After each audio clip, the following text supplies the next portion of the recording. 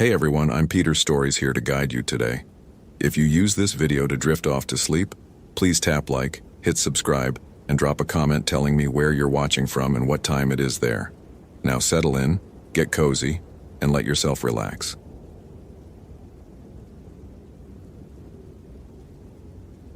The tree had been dead for 16 years. William Archer knew because he'd filed the report himself. Lightning strike, August 2009, western hemlock at the Miners Ridge Junction. He'd watched it burn. Yet here it stood, bark smooth and green, needles thick with morning dew, growing from ground that should have been empty. William touched the trunk. Solid. Real. His fingers came away sticky with sap. He checked his Garmin GPS. 478573 degree N, 123.88947 degree W. Exactly where the dead tree should be. Where it had been dead for 16 years. Where he'd stood 6 years ago and photographed the charred remains for the incident report.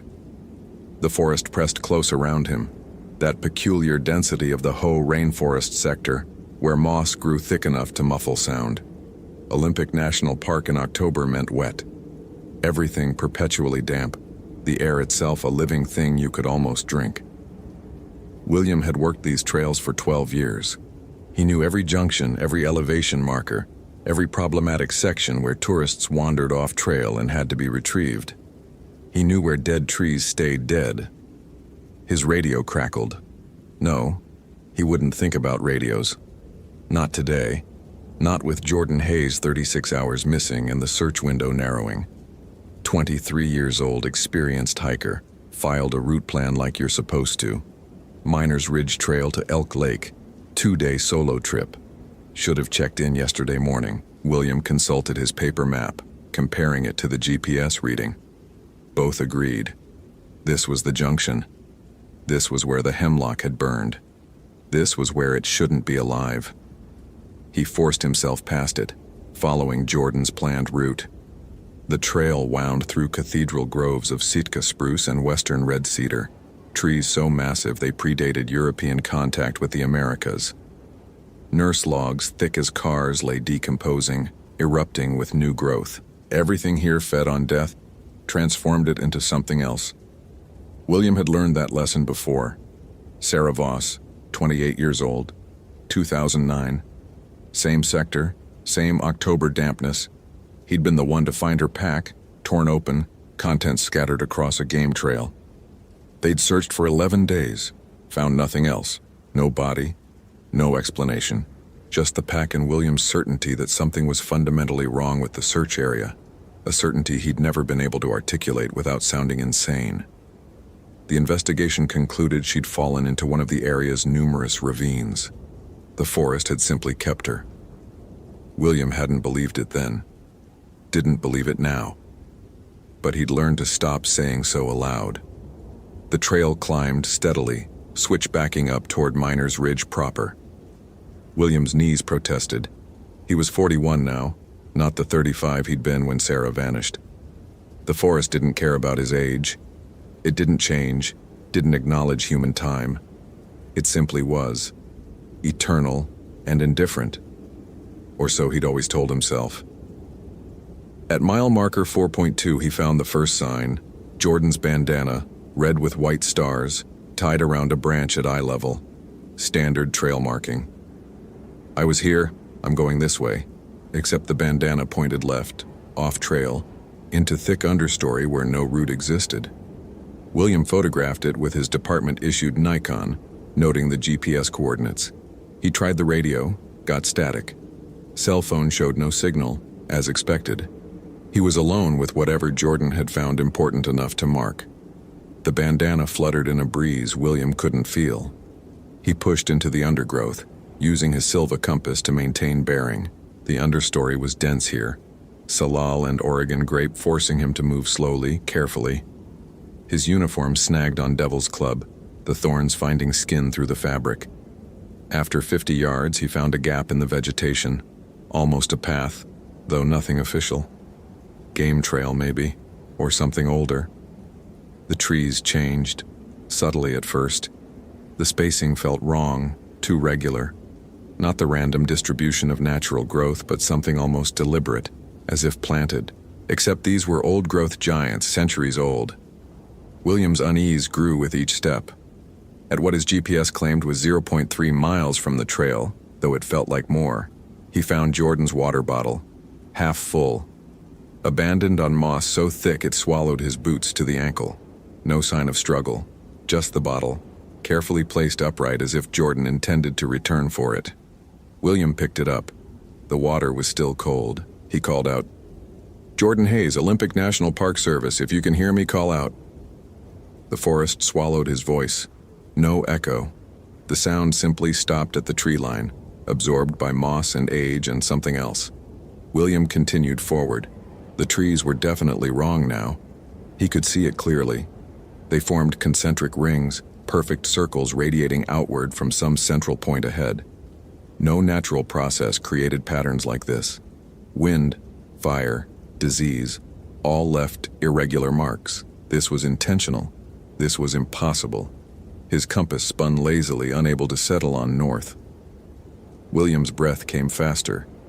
He recognized this feeling, this specific cocktail of adrenaline and dread. He'd felt it before, standing in this same forest, holding Sarah Voss's torn backpack and knowing, absolutely knowing, that something was watching him. Something that had always been here. Something that didn't want to be found.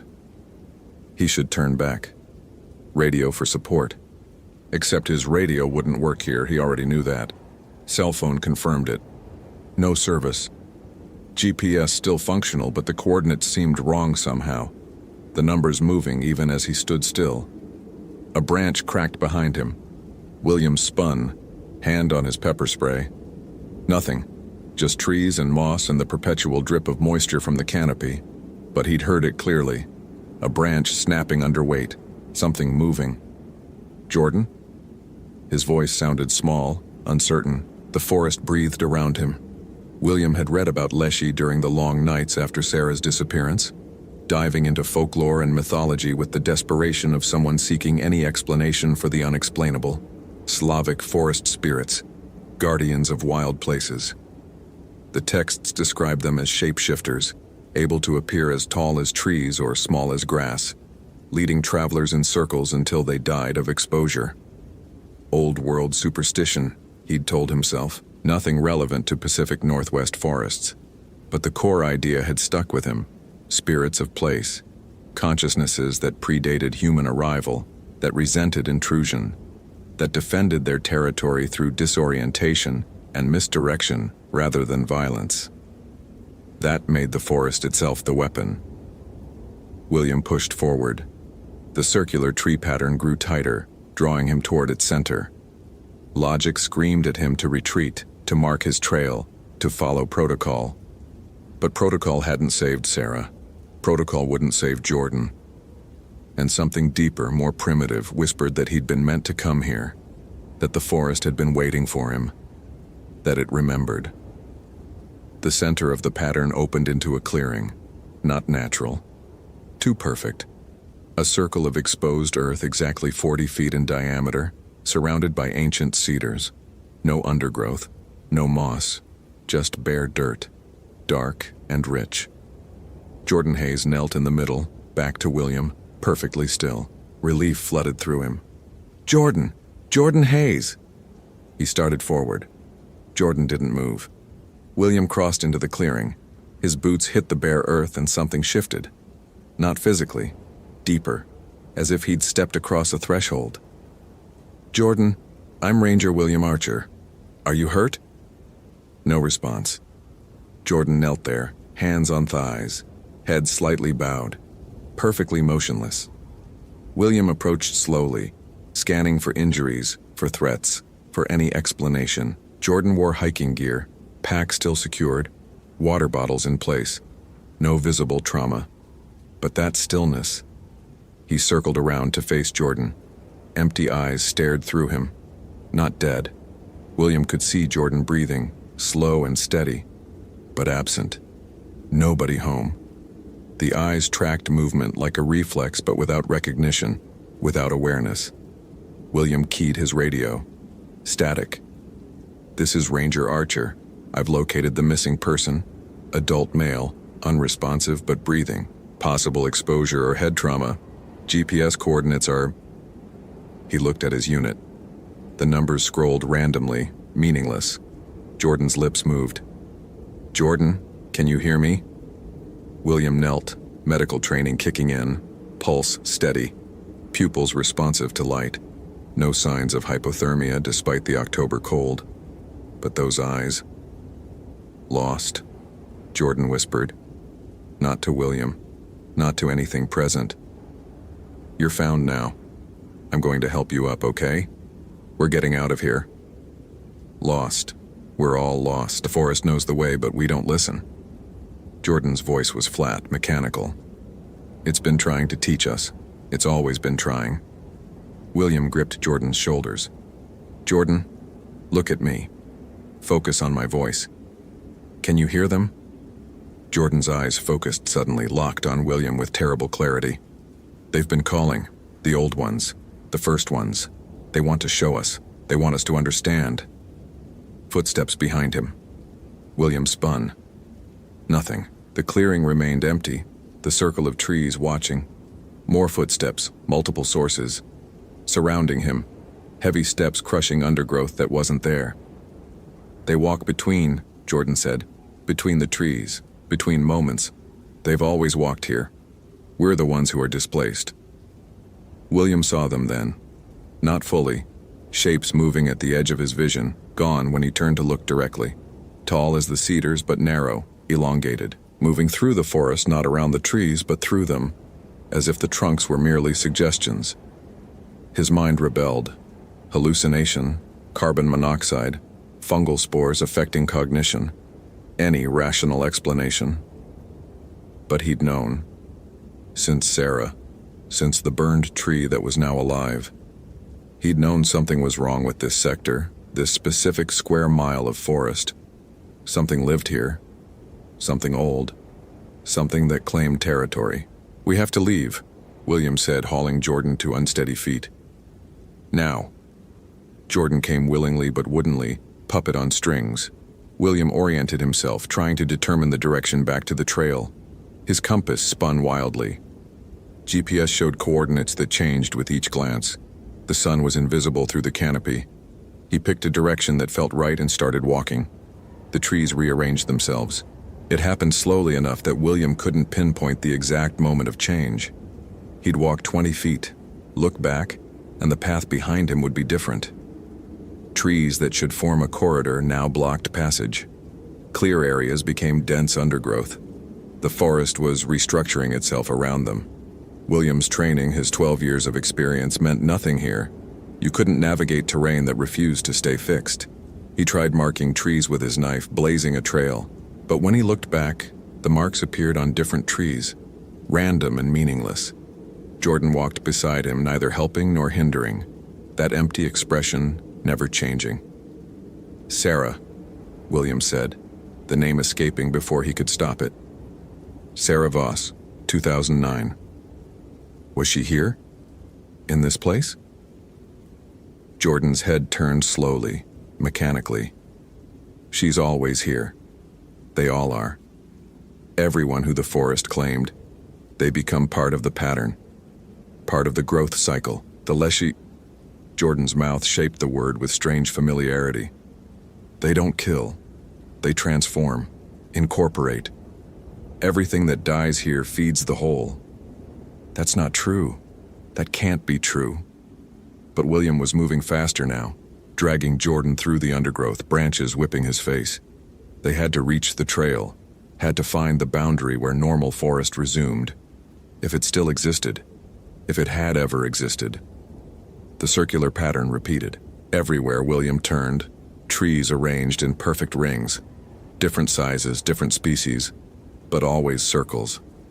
Concentric patterns drawing his eye inward, to centers he couldn't quite see. His memory fractured. Had he walked this section already? The fallen log looked familiar, but it was too large, or too small. The moss pattern different, same but wrong. Time felt unreliable. His watch showed 2:47 p.m. Looked again. 2:47 p.m. The second hand didn't move. The forest exists outside, Jordan said. That's what they taught me. Outside human time. They measure in tree rings and decomposition. They don't understand our urgency. William's leg trembled, not from exhaustion, from recognition.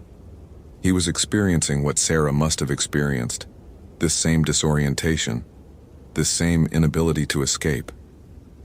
The forest hadn't killed her violently. It had simply kept her, trapped in temporal and spatial loops until her body gave out, or until something else happened. He refused to think about what else might have happened. They emerged into another clearing, different from the first, but somehow identical. Bare earth. Perfect circle. Ancient trees standing guard.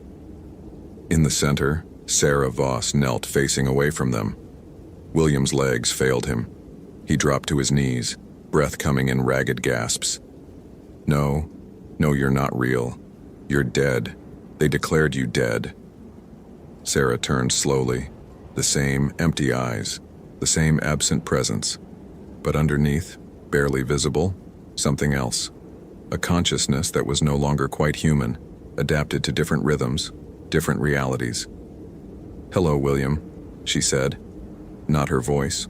Older, layered, as if multiple speakers harmonized. "I've been waiting. The forest said you'd come. Eventually. They always bring back those they want. What happened to you?" The question came out broken. "I listened," Sarah said. "The trees talk if you know how to be quiet. They showed me what this place was before humans, before nations, before names. This was their temple. They are the priests. We're just seeds that landed wrong." Jordan moved to join Sarah, kneeling beside her in the bare earth. Their expressions matched. Empty of human emotion, but full of something else, something ancient and patient. "They want to show you," Sarah continued, "what they showed us. The pattern. Everything grows in patterns. Death feeds life, feeds death. You can't get lost if you stop trying to find your way. I'm getting out of here." William forced himself to stand. Every instinct screamed at him to run, to escape. But which direction? The forest shifted constantly now. He could see it happening, trees appearing and disappearing at the edge of his vision, rearranging themselves like pieces on a board. "There's nowhere else," Sarah said gently. "This is the only real place. Everything outside is the illusion. The cities, the roads, the boundaries we draw on maps. Lies humans tell themselves. The forest is truth, the Leshy are truth. They were here first. They'll be here when we're all mulch in memory." William ran. Direction didn't matter. Staying still meant accepting this. He crashed through undergrowth, branches tearing at him, moss grabbing his boots. Behind him he heard nothing. No pursuit. The forest didn't chase. It simply was. Always had been. Always there, no matter which direction he fled. He ran until his lungs burned, until his legs gave out, until he collapsed against a cedar trunk, older than his species' concept of history. The tree spoke to him, not in words, in impressions, sensations. It showed him time from its perspective. Centuries compressed to moments. Humans arriving, building trails, pretending to own what could never be owned. The Leshy watching with alien amusement. Allowing the intrusion because from their view, humans lasted only seconds. Mayflies pretending to be permanent. But some humans listened, heard the older rhythms, let go of urgency and destination and self, became part of the pattern, joined the slow, patient growth cycle, became forest. William felt it happening, his breathing slowing to match the tree's sap flow, his heartbeat stretching out, measuring time in seasons rather than seconds, the panic in his mind quieting, replaced by ancient patience. No. He bit his lip hard, tasting blood. Pain, human pain, present tense. He was William Archer, 41 years old, Ranger. He had a brother in Seattle, a niece he sent birthday cards to, a small apartment in Port Angeles with books he was reading and coffee going stale in the pot. He had a life outside this place.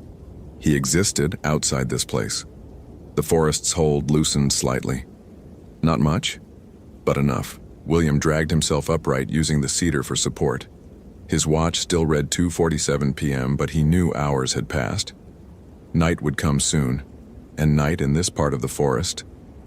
He moved with new understanding, not fighting the disorientation, not trying to impose human logic on inhuman geography.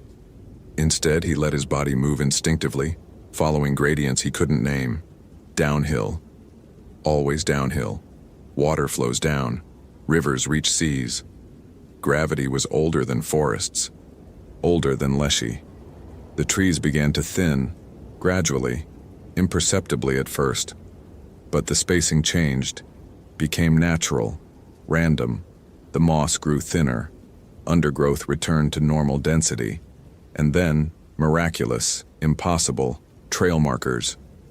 William stumbled onto the Miners Ridge Trail at mile marker 6.8. His GPS suddenly locked. 47.8642 degree N, 123.021 degree ABU. His watch unfroze, 6:34 p.m., 4 hours unaccounted for. His radio crackled to life. "Ranger Archer, we've been trying to reach you for hours. What's your status?" William stared at the radio, at the trail, at the forest that now looked like normal forest, dense and damp and indifferent. "Found evidence of Jordan Hayes," he heard himself say. "No sign of the missing person. Continuing search." Lies, but true lies. Jordan was gone in ways that couldn't be explained in reports. Sarah was gone the same way, absorbed, transformed. Whatever they'd become, they weren't human anymore, weren't anything his world had words for. "Copy that, it's getting dark. We're calling search until morning." Understood. William walked the trail toward the parking lot. Each step took effort. Part of him wanted to turn back, to return to those circular clearings, to let the forest have him too. It would be easier, peaceful. The Leshy promised peace.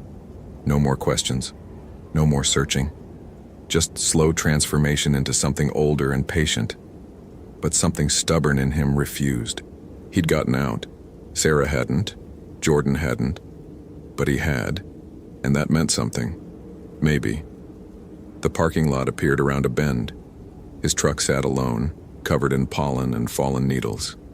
He'd been gone 8 hours according to the dashboard clock, though his watch insisted on only 4. William drove down the mountain road, watching the forest recede in his mirrors.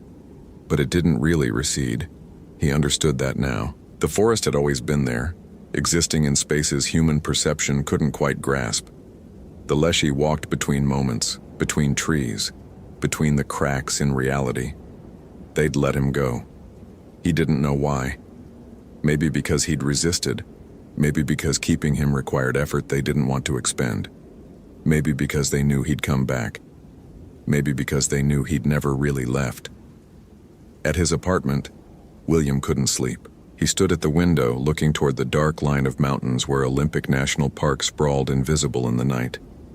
Somewhere in that darkness, Sarah and Jordan knelt in circles of bare earth, transforming slowly into something else, becoming guardians, becoming part of the ancient pattern. And somewhere the Leshy walked between the trees, patient and eternal, waiting for the next person to wander too deep into territory they'd never stopped claiming. William's hand shook as he poured whiskey he wouldn't drink. On his kitchen table, his Garmin GPS displayed coordinates. Without thinking, he'd marked the location of that first clearing, the exact center. Part of him had known, even then, that he'd need to find his way back. Because they weren't done with him. The forest never forgot those who'd walked its oldest paths. It marked them, changed them, made them part of something that predated human memory. William closed his eyes and saw trees in perfect circles, drawing inward, inward, forever inward. His watch read 2:47 p.m. It was 1:23 a.m. The pattern was growing in his mind, roots digging deep, spreading. The Leshy's gift, the forest's claim. He could feel it now whenever he closed his eyes. The vast network of consciousness that connected every living thing in those ancient groves. Could hear whispers in a language older than words. Could sense others like Sarah and Jordan, transformed but aware, existing in spaces between human understanding. And he knew, with terrible certainty, That next October, when someone else went missing in that sector, he'd volunteer for the search. He'd return to those circular clearings. He'd kneel in bare earth and finally listen to what the forest had been trying to teach him. The Leshy were patient. They measured time in tree rings. They could wait another year, another lifetime. They'd waited centuries already. What was one more human season? William looked at his reflection in the dark window. For just a moment, he saw trees behind him. Tall shapes moving through his apartment, through walls and furniture, walking between moments. When he blinked, they were gone. But he could still feel them watching. Always watching. Always waiting. The forest had marked him. And marks like that never washed away. Hope you felt genuine terror. If you appreciate authentic horror rooted in real folklore, consider following for more stories. Which moment scared you most? Share your theory about what happened.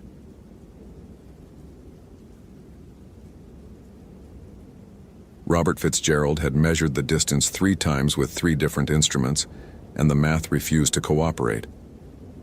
The trail between Cascade Pass and the recovery site was simultaneously 4 miles going north and 7 miles returning south. A physical impossibility that his Garmin, his rangefinder, and his goddamn surveyor's wheel all confirmed. He stood at the trailhead in the thin October light, watching his breath crystallize in air that felt 20 degrees colder than the thermometer claimed. 12 years with the National Park Service had taught him to trust instruments over instinct, but the numbers sprawling across his field notebook belonged in an Escher painting, not the North Cascades. Jordan Hayes had vanished somewhere in that mathematical anomaly 4 days ago. The 26-year-old had logged his route with the ranger station, standard day hike up to Cascade Pass, return by 1800 hours. His Subaru still sat in the parking lot, keys locked inside, registration current. No emergency contacts had been listed. No one had reported him missing until a trail maintenance crew noticed the car on day 3. Fitzgerald had supervised the initial search grid. 32 volunteers, 2 K-9 units, a helicopter from Naval Air Station Whidbey Island. They'd found his backpack at mile marker 3.7, contents undisturbed, wallet, phone, energy bars, water filtration system. No signs of animal predation, no blood, no struggle.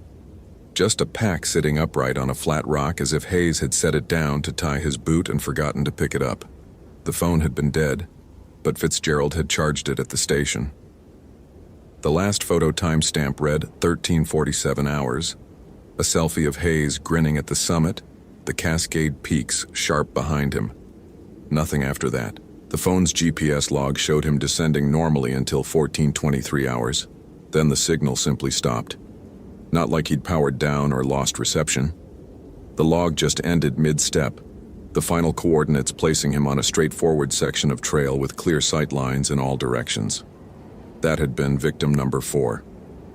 Fitzgerald hadn't made the connection until he'd pulled the files that morning. 18 months ago, Patricia Moreno, 31, vanished from the same general area, last seen heading toward Sahaley Arm. They'd found her camera bag near Doubtful Lake, lens cap still on. 6 months after that, Derek Cunningham, 43, disappeared during a dawn summit attempt. His climbing gear was discovered neatly coiled at 6,200 feet, carabiner still racked. And 4 months back, Ashley Park, 29, failed to return from a solo backpacking trip. Her tent had been found fully pitched at a backcountry site, sleeping bag spread out, food hung properly in a bear canister. She'd even left her journal, final entry dated to the morning she'd gone missing. Slept terribly. Dreamed of being hungry. So hungry. Woke up starving even after breakfast. 4 people. 4 impossible disappearances. All clustered within a 6-mile radius. All in late September or October. All during temperature drops that shouldn't have been possible given the recorded weather data. Fitzgerald pulled out the case files he'd photocopied against protocol. He'd laid them side by side on his kitchen table the night before, looking for patterns. The disappearances shared characteristics that made his analytical mind itch. Complete lack of evidence suggesting voluntary departure, personal items abandoned in ways that suggested interruption rather than panic, and This was the detail that had kept him up until 300. Every victim's final known photograph showed them smiling, not the strained grimace of exhaustion or the performance smile for social media. Genuine, almost euphoric expressions. He'd started making phone calls. Patricia Moreno's sister described her as cautious to the point of paranoia, someone who triple-checked her gear and never took unnecessary risks. Derek Cunningham's climbing partner said he'd been uncharacteristically reckless the week before vanishing, talking about finally feeling free and not being hungry anymore. Ashley Park's roommate mentioned she'd lost 15 pounds in the month before her trip despite eating constantly, complaining that nothing satisfied her. The behavioral shifts bothered Fitzgerald more than the disappearances themselves. People didn't just vanish in the Cascades. The terrain was harsh but navigable. The weather predictable enough for preparation.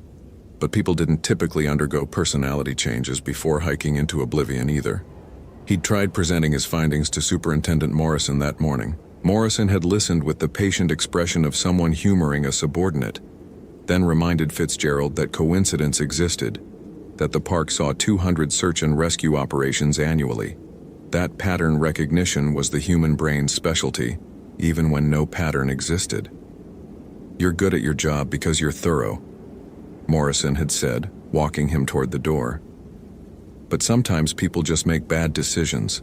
Wrong turn, sudden weather, underlying medical condition. We document, we search, we move on." Fitzgerald had nodded, taken his maps and case files, and driven straight to the Cascade Pass trailhead. Morrison was wrong.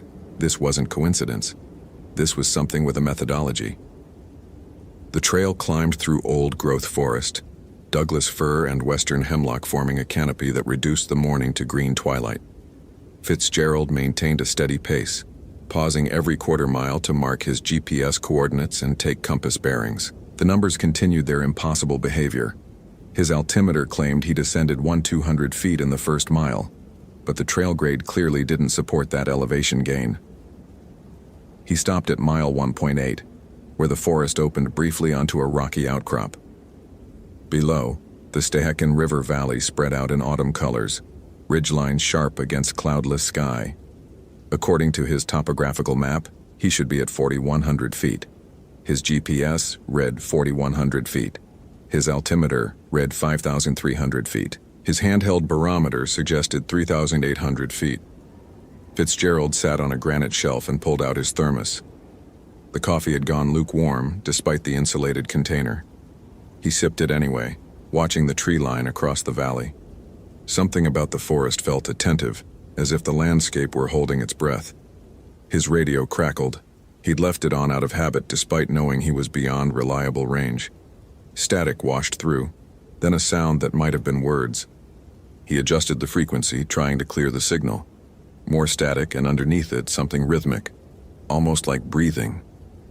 "Base, this is Fitzgerald, radio check." He kept his voice level, professional.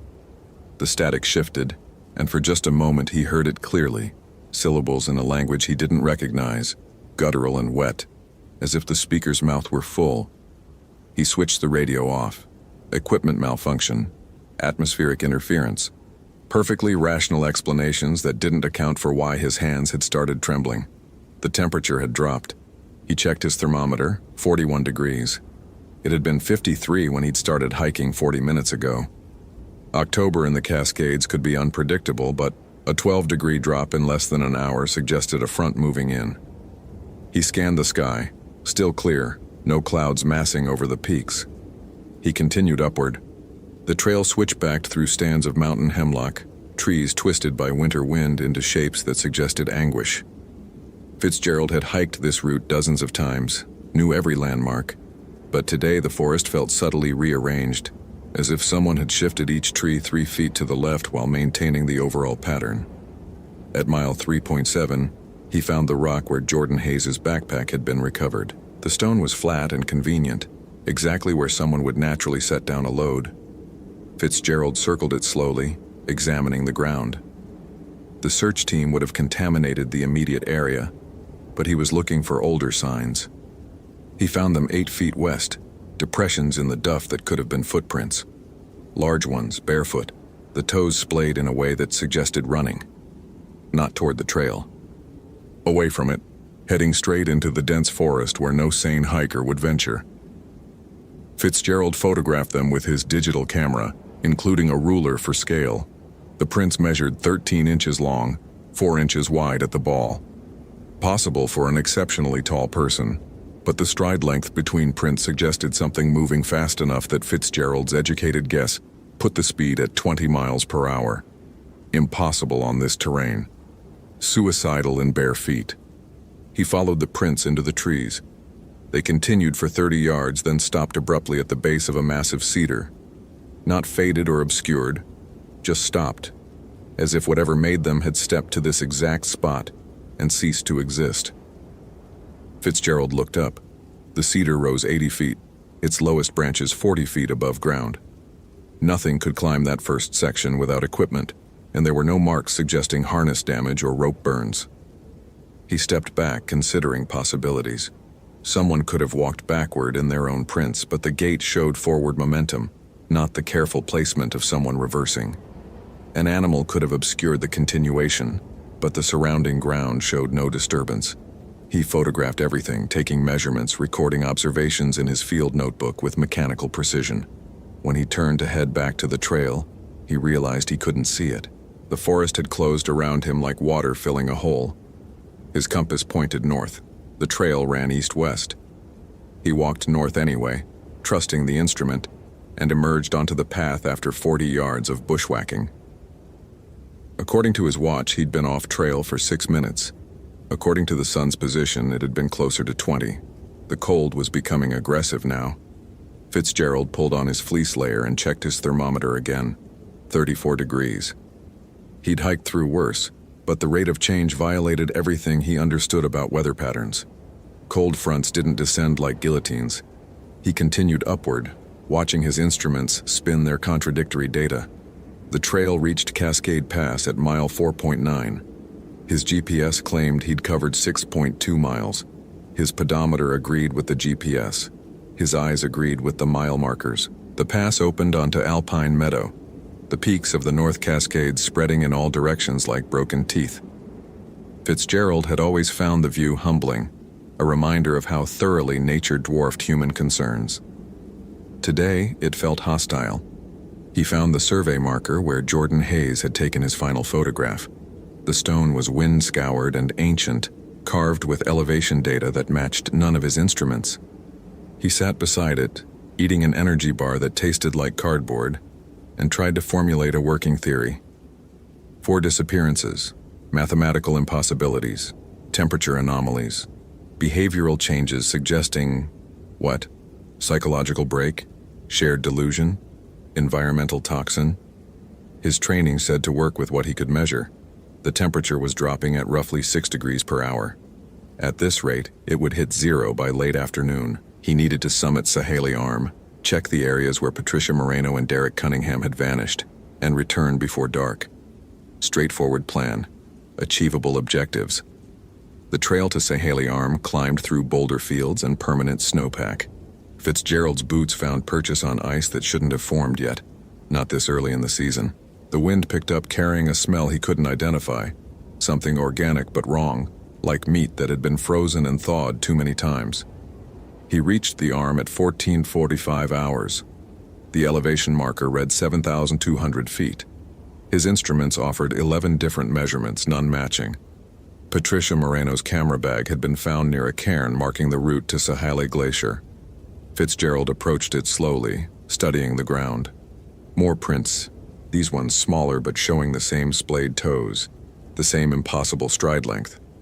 They led toward the glacier's terminal moraine, disappearing into a crevasse field that would kill anyone foolish enough to enter without ropes and ice axes. He stood at the edge looking down into blue ice.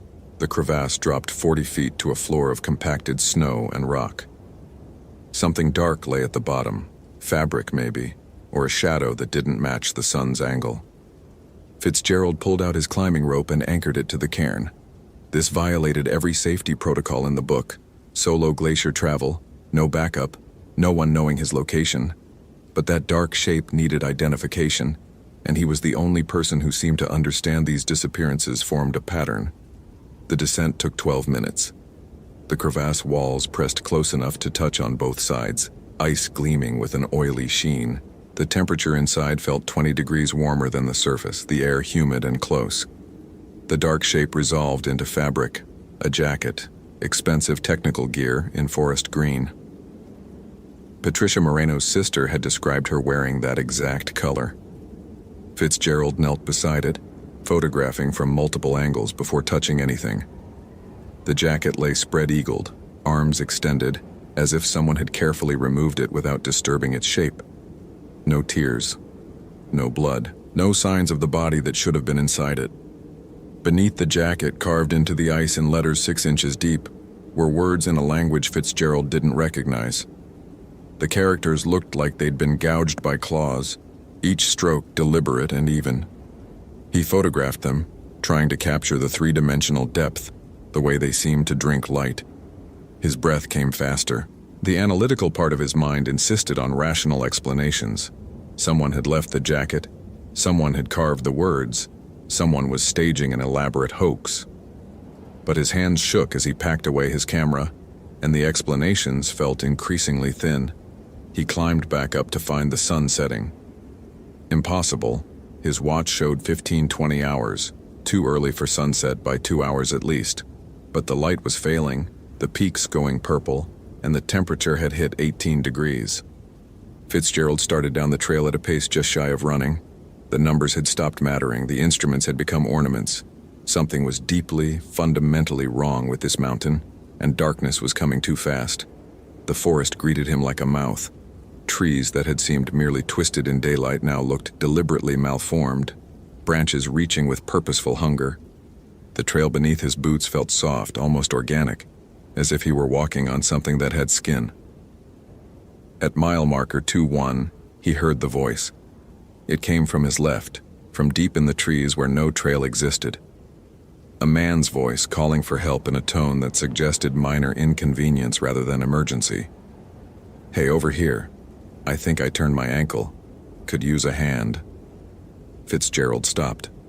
Every instinct screamed at him to keep moving, but protocol required response to distress calls. He turned toward the voice, playing his flashlight beam through the trees. "Where are you?" "Just past these hemlocks." "God, I'm so stupid. Wasn't watching where I stepped."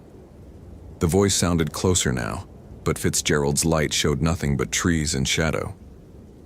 "Stay where you are. I'm coming to you." He moved into the forest, sweeping his light methodically.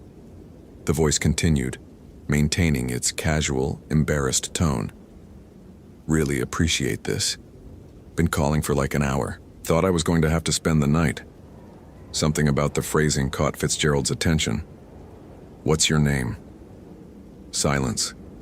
Then, in a voice identical to his own, "Robert Fitzgerald. Really appreciate this." He ran. Not back to the trail. He couldn't remember which direction that was. Just away from the voice that wore his name. Branches caught his jacket, his pack, his face. He stumbled over roots that felt like fingers, pushed through undergrowth that seemed to actively resist. The voice followed, sometimes behind him, sometimes ahead, sometimes speaking in his voice, sometimes in Jordan Hayes's voice from the dead phone, sometimes in languages that predated English by centuries. It described hunger. Not poetic metaphor hunger, actual physical descriptions of tissue breaking down, organs consuming themselves, the body becoming a furnace that could never find sufficient fuel. Fitzgerald crashed through a final wall of brush and found himself on the trail. He knew this section, mile marker 1.4, the granite outcrop where he'd stopped that morning. Except the outcrop looked different now, the rock face carved with the same symbols he'd seen in the crevasse. His light caught movement at the tree line, a figure standing perfectly still watching him, tall, 7 feet at least, but wrong in ways Fitzgerald's brain refused to process. The proportions suggested human, but the angles were sharper, the limbs too long, the fingers too many. It smiled. Fitzgerald saw teeth like railroad spikes, yellow-white in the flashlight beam, too many teeth in too large a mouth. He understood then, in a moment of crystallization that felt like his mind cracking. The Algonquian stories weren't metaphor. The Wendigo wasn't myth. It was taxonomy. A documented species that his European-trained rational mind had categorized as folklore, because the alternative meant rewriting everything he understood about reality. The thing moved, not walked, moved, covering 30 yards in a motion too fast for Fitzgerald's eyes to track. It stood in front of him now, close enough that he could smell it. That frozen meat stench multiplied by a factor of 10. Its breath came in white plumes despite the air being too cold for condensation. It spoke in a voice like grinding ice. Kiwi, kiwe win. The word meant nothing to Fitzgerald, but his body understood it, every cell recognizing the sound of perfect hunger given speech. The Wendigo reached out with hands that had too many joints. Its fingers touched Fitzgerald's chest just above the heart, with impossible gentleness. The cold that radiated from that touch went beyond temperature. It was the cold of absolute absence, of spaces between stars, of the void at the bottom of forever. Fitzgerald felt it enter him, not physically. The thing made no wound, drew no blood, but he felt it nonetheless, spreading through his chest cavity like ice crystals forming in supersaturated water. It moved into his stomach, his intestines, his throat, filling him with hunger so absolute that his last meal might as well have been months ago. He understood now what had happened to the others.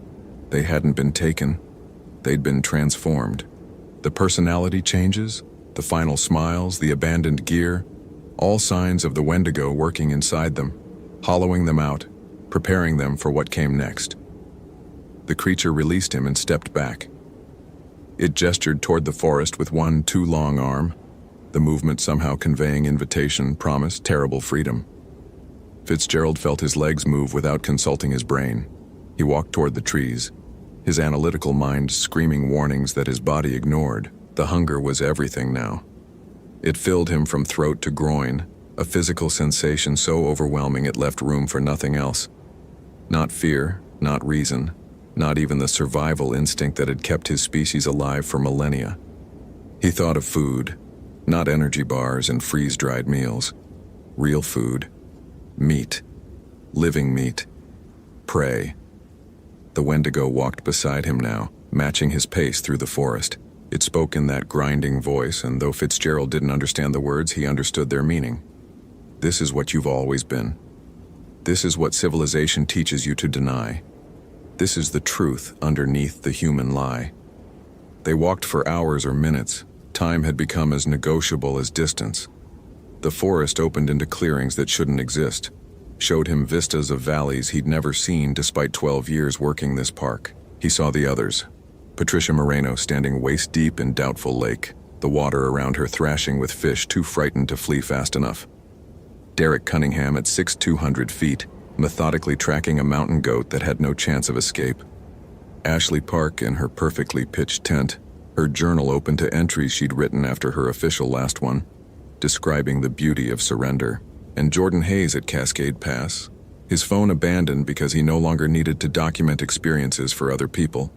His backpack abandoned because he no longer needed supplies. Everything he'd been abandoned because the Wendigo had given him something better. They were all still here. All still hunting, transformed into things that looked almost human if you didn't look too closely at the angles of their joints or the number of their teeth.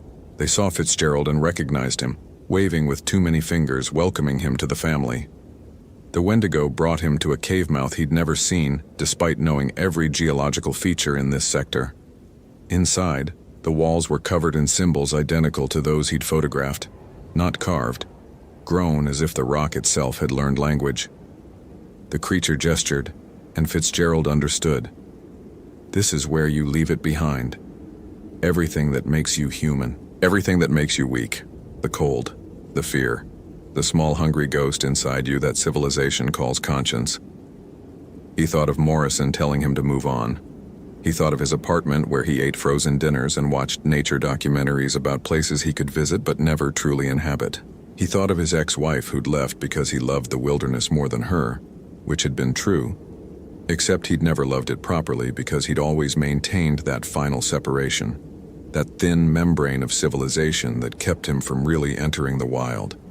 The Wendigo offered to dissolve that membrane, to make him part of the forest in a way no human had been in centuries, to end the hunger by making it permanent, transforming it from absence into identity. His rational mind made one final effort. This is hypothermia. You're dying. Your brain is misfiring, creating hallucinations to explain your descent into fatal cold. Get back to the trail. Call for help. Follow protocol.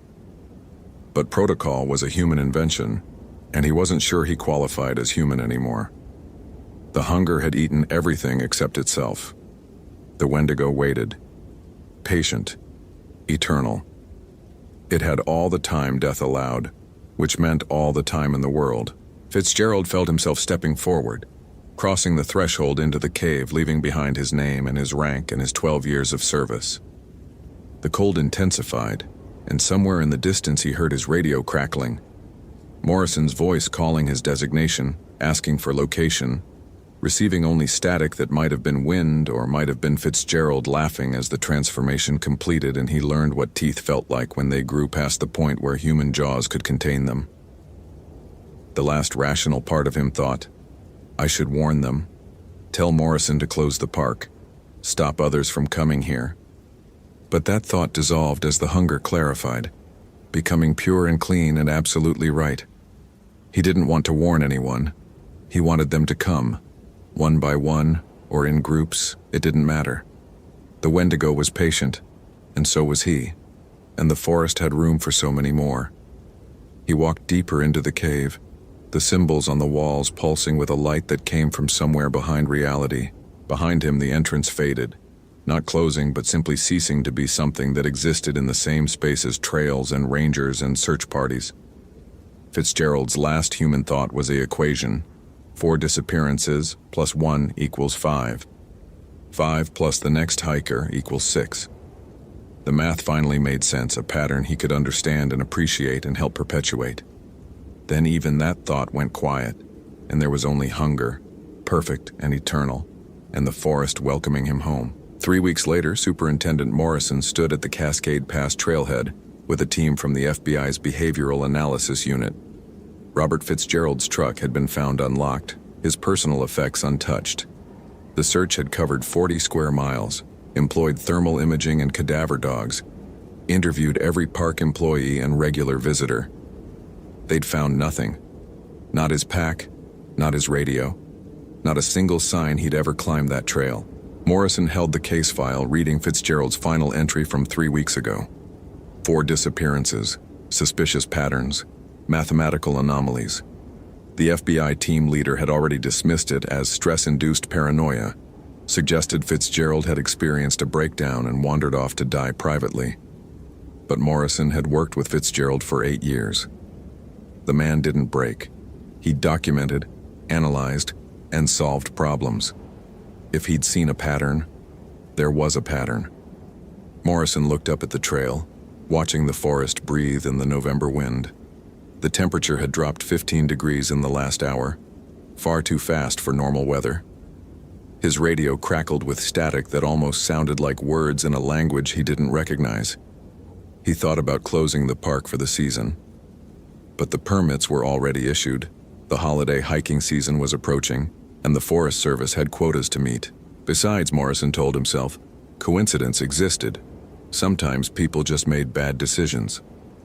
He climbed into his truck and drove back to the ranger station, and behind him the forest settled into watchful patience, and the Wendigo smiled with Robert Fitzgerald's teeth and the hunger grew. Hope you felt genuine terror. If you appreciate authentic horror rooted in real folklore, consider following for more stories. Which moment scared you most? Share your theory about what happened.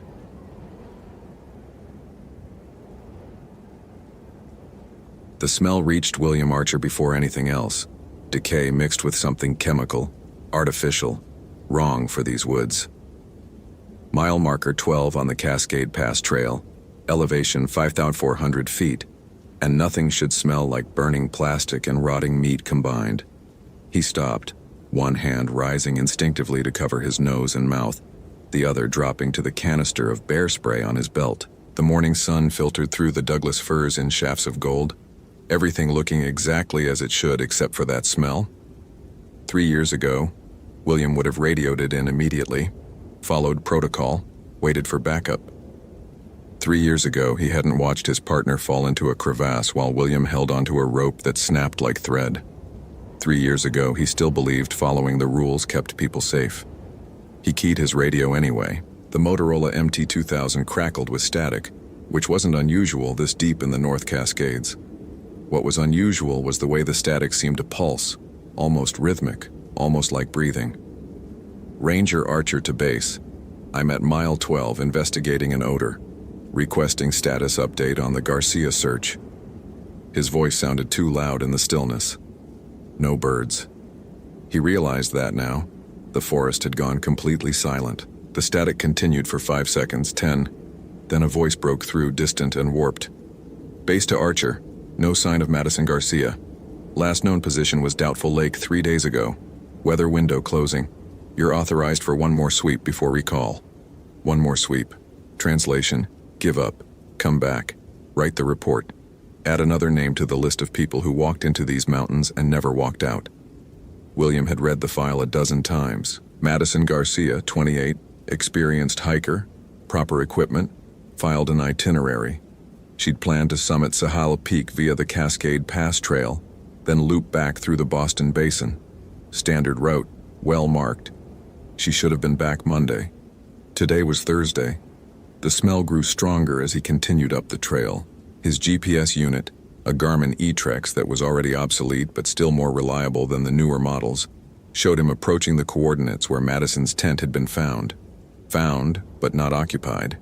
Found with all her gear still inside, sleeping bag unzipped, boots sitting neatly by the entrance.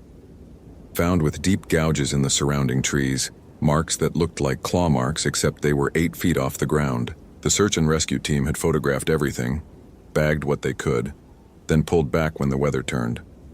Standard procedure. Sensible. Safe. William pushed through a stand of mountain hemlock and stopped. The tent was exactly where the report said it would be, bright orange against the green and gray of the wilderness, perched on a flat spot 30 yards from the trail. But the tent wasn't what made William's breath catch in his throat. Someone had built a circle around it, not rocks, bones. Dozens of them, ranging from small, rabbits, marmots, to large, deer femurs, elk ribs, and in the center, barely visible beneath a layer of pine needles, something that might have been a human skull before animals got to it. The bones had been placed deliberately, almost ritualistically, forming a perfect circle roughly 15 feet in diameter with the tent as its center. The SAR report hadn't mentioned this. No photographs, no documentation, which meant either they'd missed it, unlikely, or someone had built this circle in the last 36 hours. Or something had. William approached slowly, careful not to disturb the bone circle. The smell was overwhelming now, sweet rot mixing with that chemical taint. He pulled a bandana from his pack, tied it over his nose and mouth. It barely helped. The tent's entrance faced east, toward the rising sun and Sahal Peak. William crouched, playing his mag light across the interior. Sleeping bag, backpack, water bottles, camp stove. Everything exactly as described. He reached in, pulled out the backpack. Madison's wallet was inside, driver's license showing a smiling woman with dark hair and kind eyes. Her phone was there too, but the battery was dead. He was reaching for her journal when he heard it. A voice. Distant. Female. Help. William spun, scanning the forest. Madison? Madison Garcia? Nothing. Just that oppressive silence, heavy as snowfall. Madison, if you can hear me, I'm Ranger Archer. I'm here to help you. Can you tell me where you are? The silence stretched. William counted his own heartbeats, trying to slow his breathing. Then, from somewhere deeper in the woods, upslope toward Sahali Arm. Please. So cold. William grabbed his radio. Base, this is Archer. I have possible contact with Madison Garcia, north of her last known position, moving toward Sahali Arm. Pursuing. Static. Then after a long pause. Archer. Weather system moving in fast. You need to extract now. I have audio contact with the missing person. Archer, look at your sky. William looked up. The morning's clear blue had turned gray. Clouds moving in from the west with unnatural speed. In the North Cascades, weather could kill faster than exposure. But somewhere up ahead was a woman who'd been missing for 3 days. A woman who was cold, who needed help. A woman who shouldn't be able to walk, not after 3 days without food or water in these conditions. Acknowledged, William said into the radio. Proceeding with caution. Will extract with subject or return within 2 hours. He didn't wait for a response. He marked the tent's location on his GPS, took 3 photographs with his digital camera, one of the bone circle, one of the tent, one of the surrounding area, and started up the slope. The voice called again, clearer now. Help me, please. The trees grew thinner as he climbed, subalpine firs giving way to scattered white-bark pines. The smell faded, but didn't disappear, replaced by something else. A cold that shouldn't exist in late July. His breath began to mist. The temperature had been 65 degrees at the tent. Now it felt like 40, maybe less. William zipped up his jacket, pulled on gloves. His training said this was wrong, said cold spots in summer meant weather systems, said proceed with extreme caution. But his training hadn't prepared him for the bone circle. His training hadn't explained the smell. His training hadn't accounted for the fact that Madison Garcia's voice sounded exactly the same as it had 5 minutes ago. Not weaker, not strained, just mechanically calling for help. The trail, what remained of it, curved around a massive boulder. William paused, listening. The voice had stopped. In the new silence, he could hear his own pulse, too fast, hammering against his ribs. 3 years ago in the Olympic Mountains, he'd heard his partner's voice for 2 hours after watching him fall, his mind refusing to accept what his eyes had seen. Grief did strange things. Trauma did stranger ones. But grief didn't build bone circles. He rounded the boulder and found the first body. Not Madison. Too old. The clothing had rotted to fragments, bones scattered by scavengers, but enough remained to identify it as human. Male, based on the bone structure. The skull had been cracked open and inside. William's stomach lurched. He turned away, swallowing bile. Inside the skull cavity, something had nested. Not birds. The remains were too organized, too deliberate. Small bones arranged in patterns. Teeth. Dozens of teeth, human and animal mixed together, creating a mandala of horror. He forced himself to document it. 3 photos, GPS coordinates, notes in his weatherproof pad with hands that shook despite the gloves. This was a crime scene. Multiple crime scenes. This was... Help me. The voice came from directly ahead, maybe 50 yards. William looked up from his notes. A woman stood at the edge of the tree line. She was naked, her skin gray-white, her hair hanging in matted clumps. Too far to see her face clearly, but the body type matched Madison's description. 5'6", athletic build. She stood perfectly still, arms at her sides, not shivering despite the cold. Madison, William called. Madison Garcia? She didn't respond, didn't move, just stood there. And William felt something in his chest go cold that had nothing to do with the temperature. He started forward. Training said wrap her in emergency blankets, assess for hypothermia, get her down the mountain. Training said she was in shock, said trauma could make people behave strangely. Training said a lot of things. Training didn't explain why she wasn't shivering. 20 yards away now, close enough to see that her skin wasn't just pale. It was wrong. Mottled, close enough to see the way her joints bent at angles that weren't quite right. Close enough to see that she wasn't breathing, her chest completely still. 10 yards. She smiled. Her teeth were gone. All of them. The mouth that stretched across her face showed only raw gums and something moving inside, something dark and writhing. William stopped. Every instinct screamed at him to run, but his legs wouldn't obey. He'd seen death before. He'd pulled bodies from rivers, from crevasses, from beneath avalanche debris. He knew what dead looked like. This wasn't dead. This was something else. "Madison," he said, and his voice came out steady somehow, professional.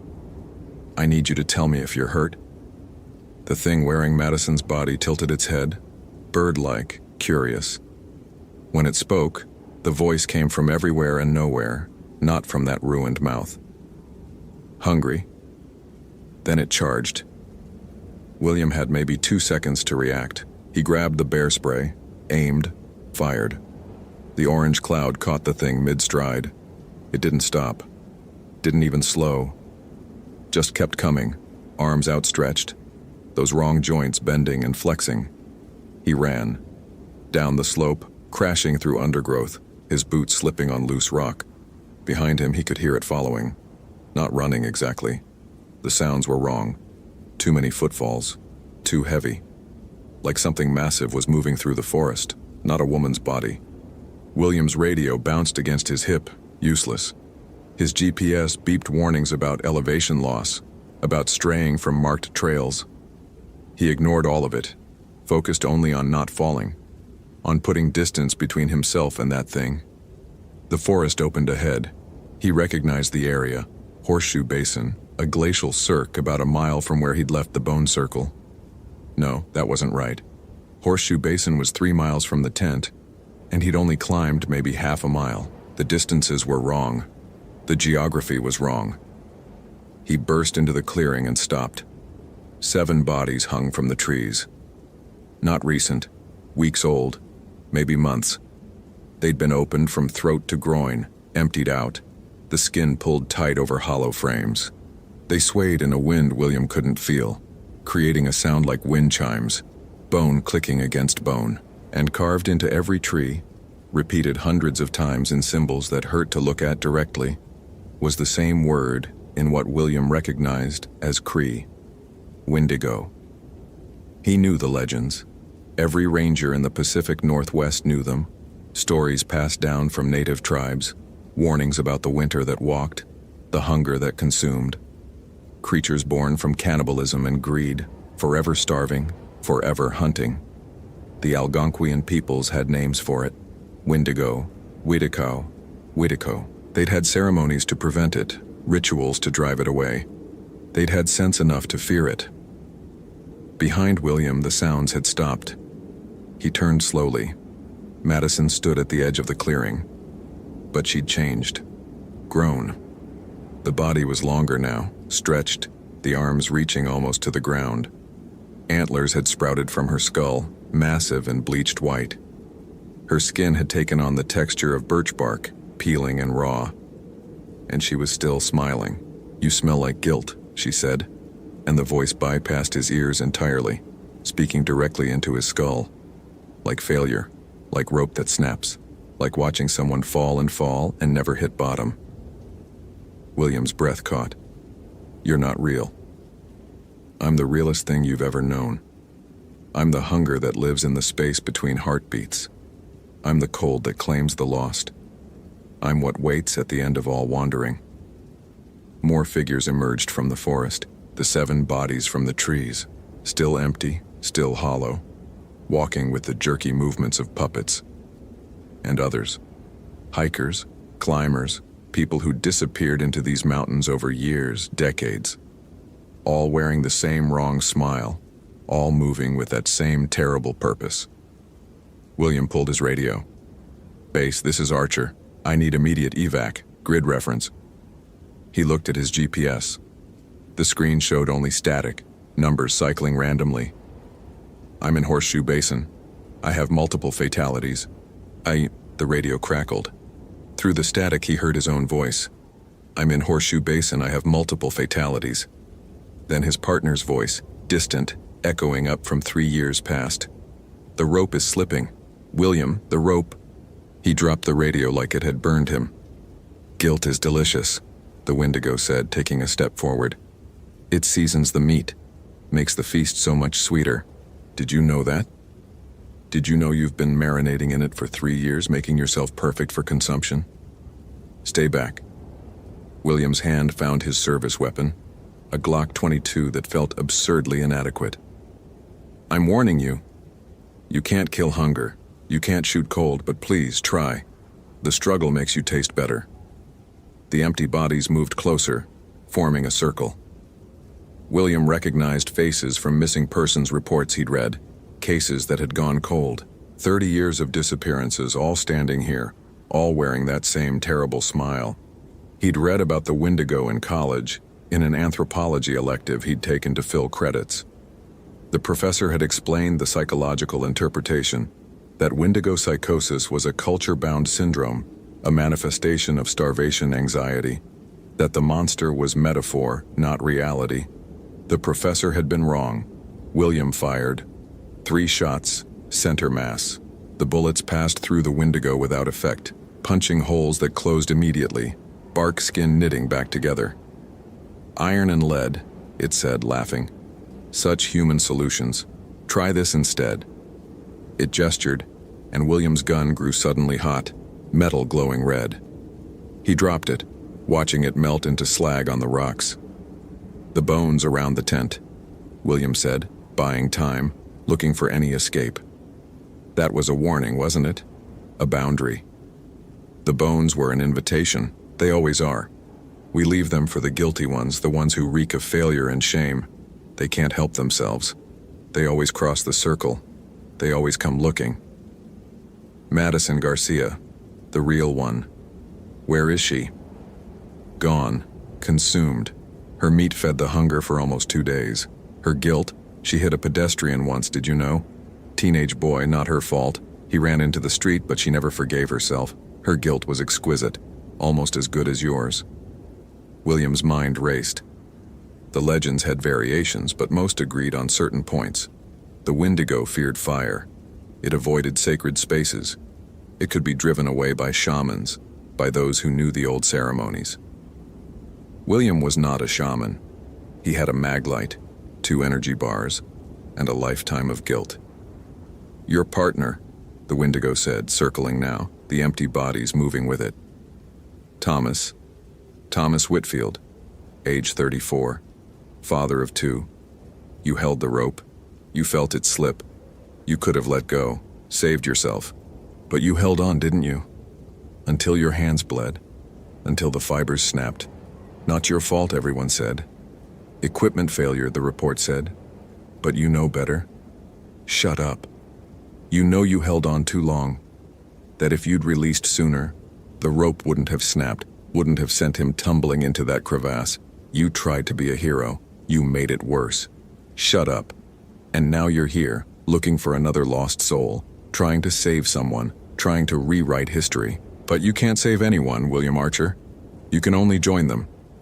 The empty bodies rushed forward as one. William didn't think. He grabbed his pack, pulled out his camp stove fuel canister, and hurled it at the nearest corpse. Then he aimed his maglite, modified years ago with a high-intensity LED, directly at the canister and prayed. The concentrated beam hit the metal, and whether through luck or physics, something sparked. The fuel canister exploded in a ball of orange flame that engulfed 3 of the bodies. They shrieked, a sound like wind tearing through broken windows, and stumbled backward. The fire caught on their desiccated skin, spreading fast. They writhed, collapsed, and didn't rise again. The Wendigo screamed, and the sound shook snow from distant peaks. Fire, it hissed. Old weapon, good weapon, but you have so little of it. William had already pulled out his second canister, his last one. His hand shook as he armed it, ready to throw. You can maybe burn 4 more, the Wendigo said. Maybe. That leaves 11, and I am so very hungry. It was right. William looked at the circle of bodies, at the massive antlered thing that had been Madison, at the forest that seemed to go on forever in all directions. He was going to die here. He'd known it from the moment he'd crossed that bone circle, maybe even from the moment he'd volunteered for this search. 3 years running from guilt, and it had finally caught him. But maybe. The thought came suddenly, desperately. The professor had been wrong about the Wendigo being metaphor. But he'd been right about one thing. It was born from guilt and hunger. It fed on shame. What if you stopped feeding it? You want to know something? William said, and was surprised to find his voice steady. About Thomas, about the rope. The Wendigo paused, interested. I did hold on too long. You're right about that, but not because I was trying to be a hero. William took a breath, felt something crack open inside his chest, something that had been frozen for 3 years. I held on because I was terrified, because letting go meant accepting he was gone. I wasn't trying to save him. I was trying to save myself from having to face it. The circle of bodies had stopped advancing, and the SAR report was bullshit. Everyone knew it. The rope didn't fail because of a defect. It failed because we were using old equipment, because budget cuts meant we were making do, because I certified that rope myself, even though it was past inspection. I killed him with negligence, with laziness, with not wanting to fill out the paperwork for new gear. The Wendigo tilted its massive head. But here's the thing, William continued, and he felt tears on his face, hot against the unnatural cold. I've spent 3 years believing I could fix it, that if I saved enough people, found enough lost hikers, ran enough searches, it would somehow balance the scales, that I could earn forgiveness. He looked up at the thing that wore Madison's stretched skin. I was wrong. There is no fixing it. Thomas is dead. Madison is dead. And all the searches in the world won't change that. I'm not a hero. I'm just someone trying to outrun his own guilt. And I'm tired of running. The Wendigo stared at him for a long moment. Then it laughed. You think confession matters? You think acknowledgement changes anything? The hunger is eternal. The cold is absolute. You are still meat. But something had shifted. The circle of bodies looked less solid somehow, their outlines blurring. The cold had lessened by maybe 1 degree. You're right, William said. I'm meat. I'm mortal. I'm fallible. I'm all the things humans are, but I'm done being paralyzed by it.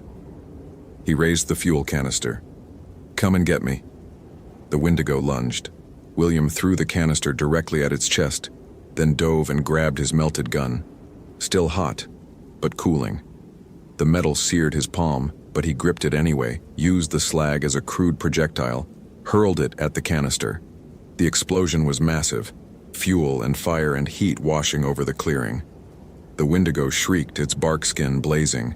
The empty bodies scattered like leaves in a hurricane.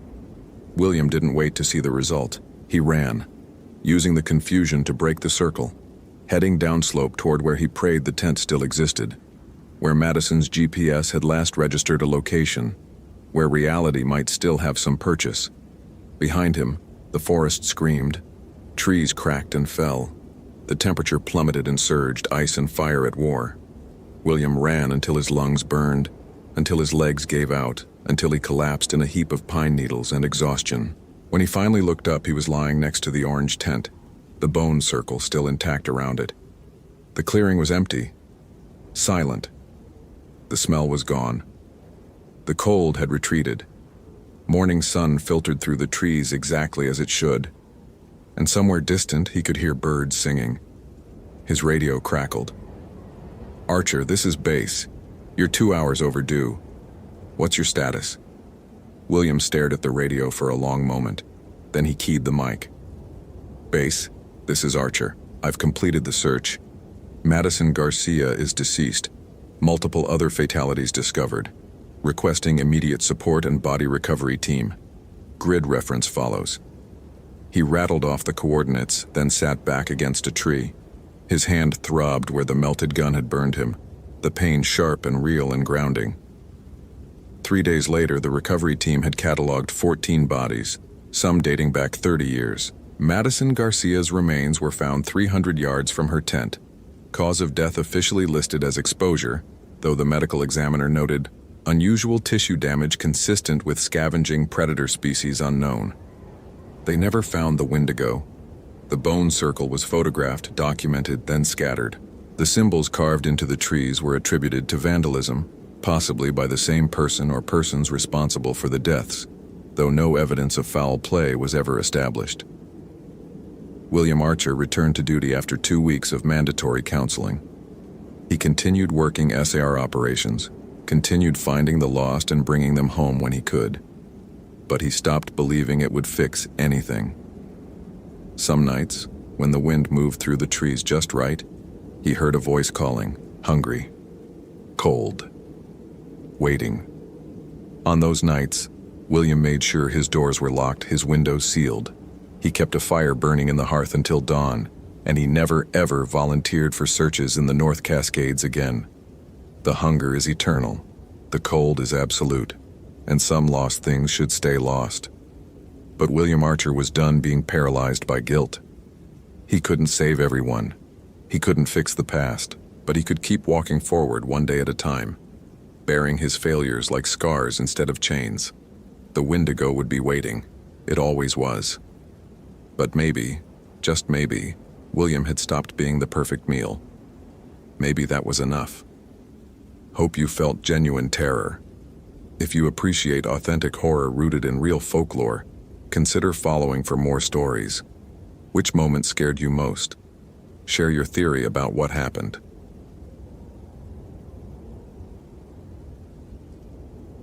Andrew Clark had analyzed 12 years of wildlife migration data, and none of it explained why 47 deer carcasses formed a perfect spiral around the frozen lake. Each one faced inward, each one missing only the liver. He knelt beside the nearest specimen, his breath forming clouds in the January air that immediately crystallized and fell like tiny glass shards. The thermometer on his pack read -23 Fahrenheit, but the wind chill dragged it somewhere closer to -40. His fingers, even through 2 layers of gloves, felt wooden as he documented the scene with his camera. The deer's ribcage had been opened with surgical precision, spread wide like butterfly wings. No tearing, no gnawing. Just clean separation of bone and cartilage that spoke of either incredible strength or impossible patience. "Clark, you getting this?" The voice crackled through his radio, thin and distant. Sarah from base camp, 15 miles south across terrain that had taken him 6 hours to traverse on snowshoes. "Documenting now," he said, his jaw tight with cold. "Patterns consistent across all visible specimens. Spiral formation approximately 200 meters in diameter. No tracks approaching or leaving the kill sites." "Say again? No tracks?" Andrew stood, his knees protesting, and swept his gaze across the pristine snow. The wind had scoured the lake's surface into a mirror of ice, but the surrounding forest floor should have shown something. Wolves, bears, though none should be active in this cold. Even birds would leave marks. But the snow around each carcass remained unbroken except for his own intrusion, a line of holes punched by his snowshoes that looked obscene in their singularity. Negative on tracks, wind might have covered them, but given the shelter of the tree line, he let the sentence die. Sarah knew the implications. They both did. He'd been with the Forest Service for 8 years, held a master's in wildlife biology from the University of Minnesota, and had never encountered anything that violated basic ecological principles this thoroughly. "Could be a helicopter drop," Sarah offered, her tone suggesting she didn't believe it. "Some kind of sick joke? In -40 wind chill? Into a wilderness area with no landing zones for 30 miles? Andrew moved to the next carcass, his headlamp cutting a cone of white through the gathering dusk. 4:30 in the afternoon, and the light already dying, swallowed by the endless pine forest that pressed against the lake's edge like a living wall. Besides, the bodies show no impact trauma. They were killed here. He didn't add the other detail, the one that had made his breakfast coffee want to climb back up his throat. Each deer's eyes remained open, frozen in the instant of death, and every single pair tracked the same direction. Toward the center of the spiral, where the ice was darkest and the snow had been disturbed in a pattern he couldn't quite parse. Not footprints exactly, more like something had been dragged in circles over and over until the surface became a mandala of compressed snow and shadow. "I'm losing your signal," Sarah said, her voice fracturing into static. "Clark? Andrew?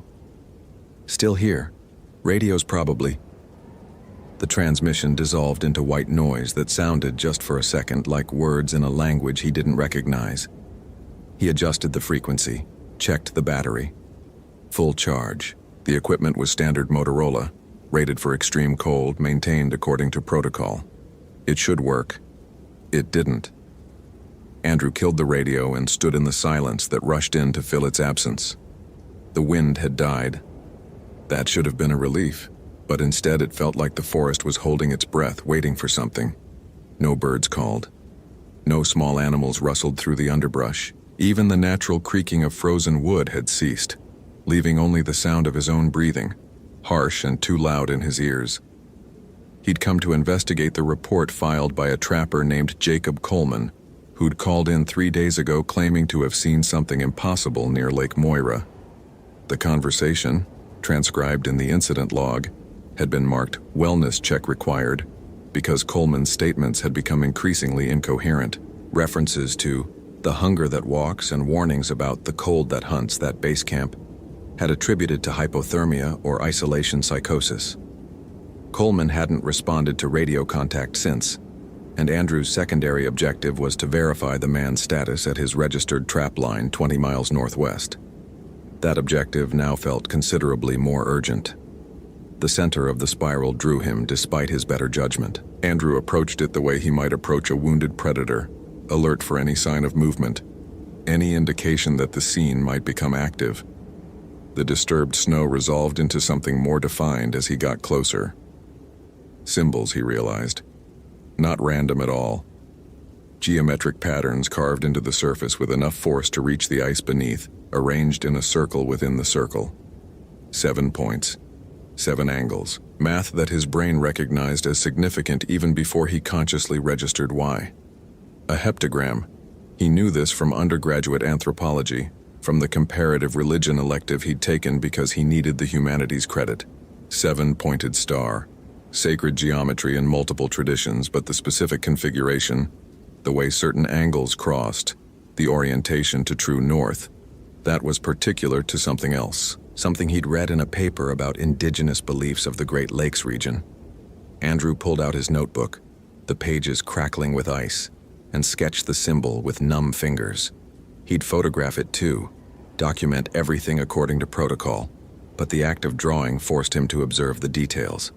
The depth of the carved lines, the way they seemed to pull at his vision, making him want to trace their paths with his eyes over and over until the pattern burned itself into his optic nerve. "Protective ward," he muttered, his voice seeming to die inches from his mouth, absorbed by the forest. Or summoning circle. Jesus. He didn't believe in that. Couldn't believe in it. His entire career was built on the foundation of observable phenomena, measurable data, cause and effect that could be tracked and analyzed. Deer died because of predation, disease, or starvation. They didn't arrange themselves in spirals around occult geometry. They didn't stare at the same point with their last breath, while something removed their livers without leaving tracks. The temperature dropped. Andrew felt it before his thermometer confirmed it. A plunge so sharp that his exposed skin went from painful to numb in seconds. -30, -35.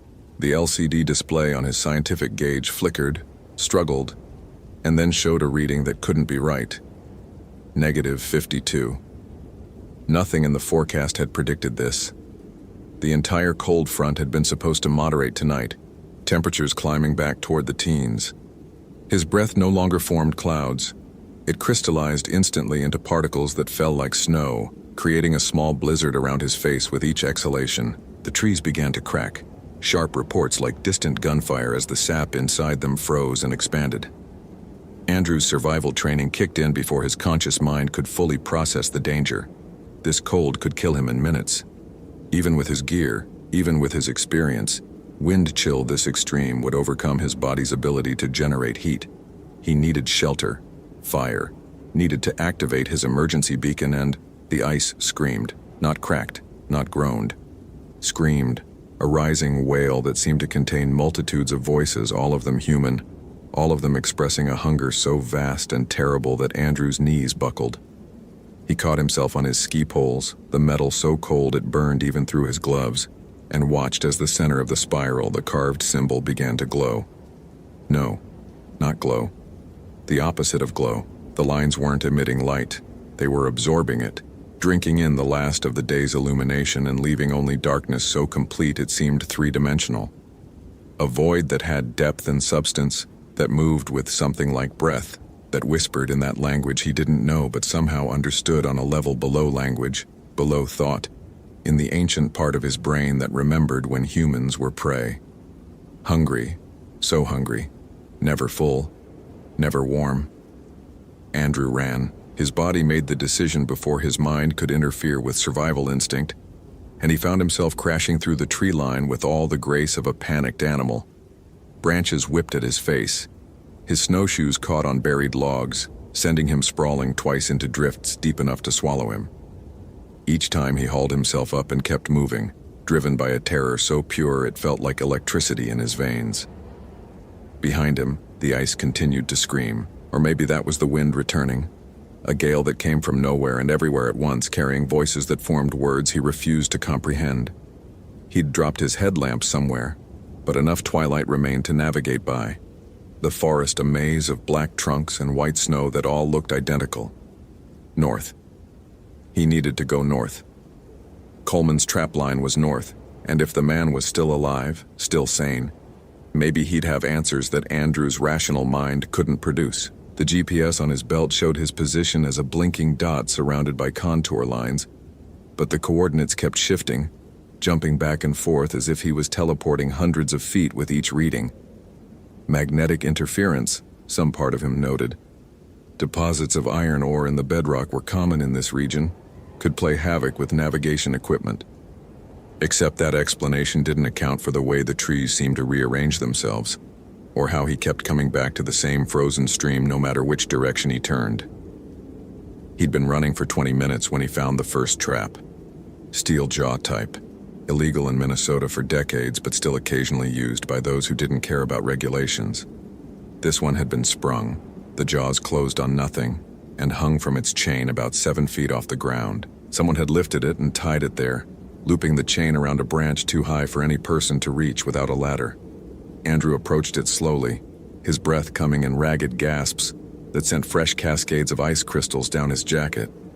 The trap's jaws were bent, warped out of alignment by force that must have been immense. Metal fatigue, his mind offered. Improper tensioning causing structural failure, but the marks on the steel looked like bite impressions, rows of indentations that were too large, too numerous, to belong to any animal he could name. "Coleman," he called, his voice hoarse. "Jacob Coleman, this is Ranger Clark. If you can hear me, respond."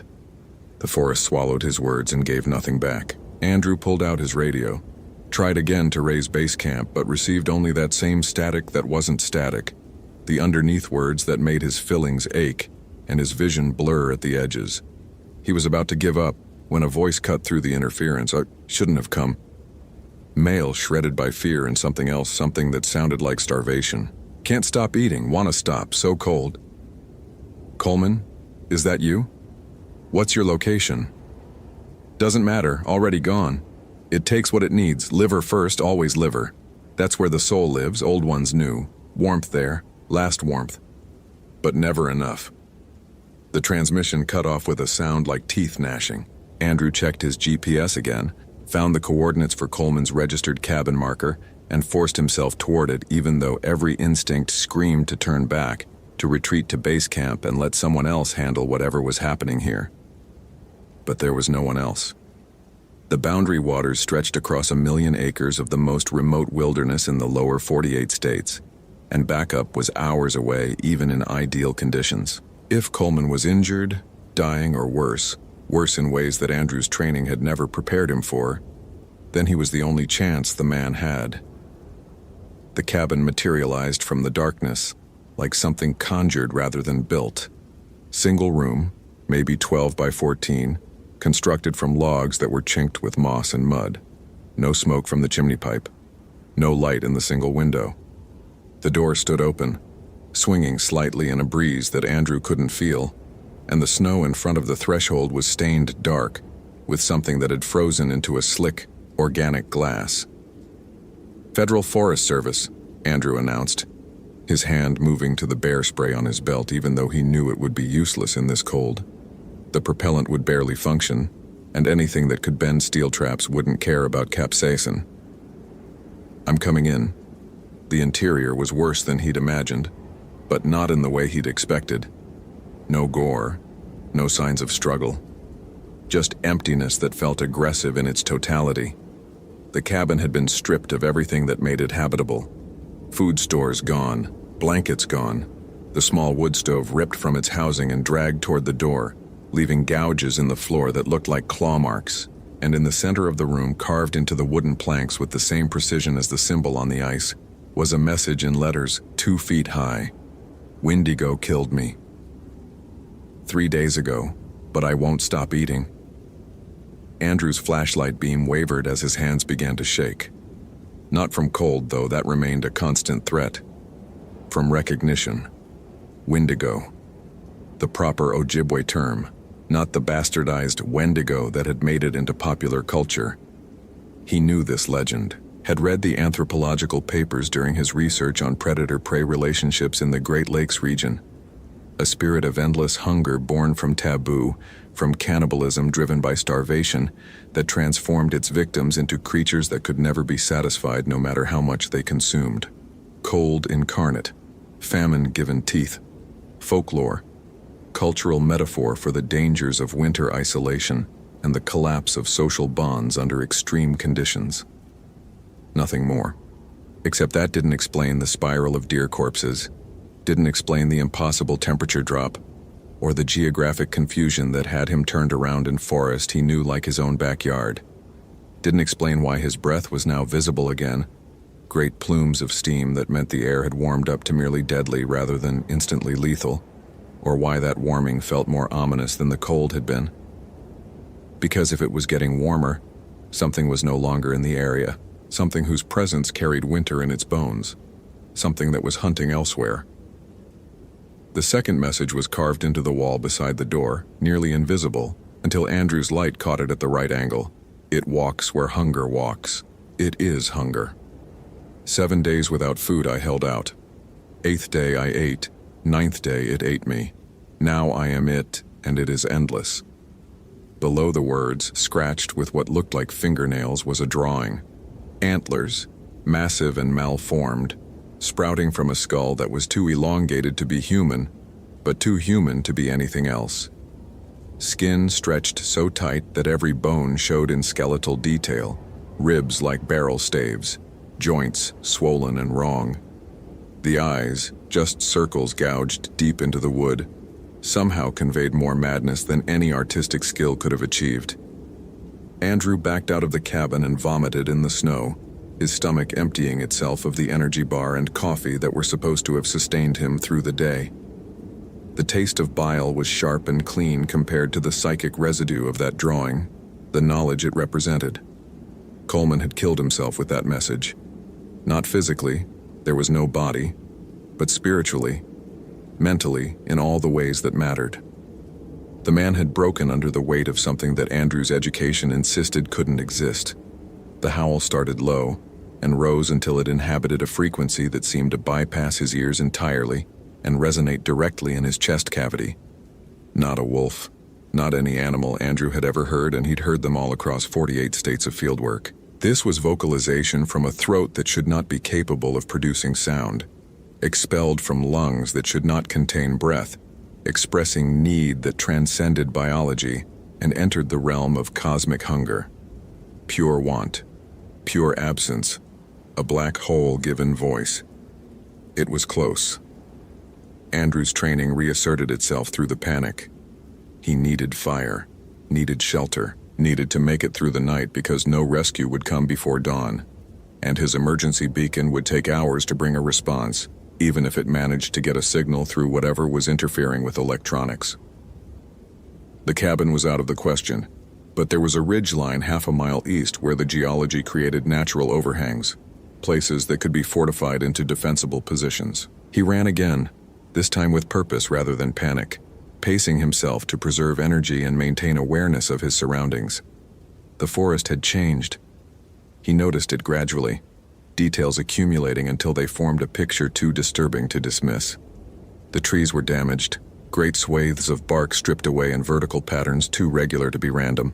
Branches broken at heights that should have been out of reach, and on several trunks carved with the same precision as the symbols on the ice and cabin floor, were more words in a mixture of English and what had to be Ojibwe, Windigu Atusawin, Hunger Giweden, North Manitou Mashkiki, spirit medicine needed. Someone had been trying to leave warnings, Coleman probably in his last lucid moments before transformation or death or whatever had happened to him. Andrew photographed each one, his academic training demanding documentation even as his survival instinct screamed at him to keep moving. The words were a trail, he realized. Not random markings, but deliberate signposts leading where? North. Giweden.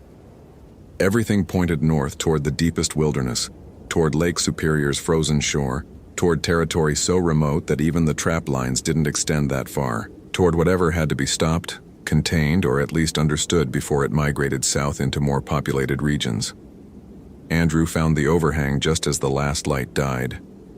It was exactly as he remembered from the geological survey maps, a limestone shelf jutting out from the ridge like a lower jaw, creating a space beneath that was deep enough to shelter him and narrow enough to defend. He gathered deadfall with frantic efficiency, built a fire pit from stones and used his magnesium starter to coax flames from tinder that wanted to do anything but burn in the moisture-saturated air.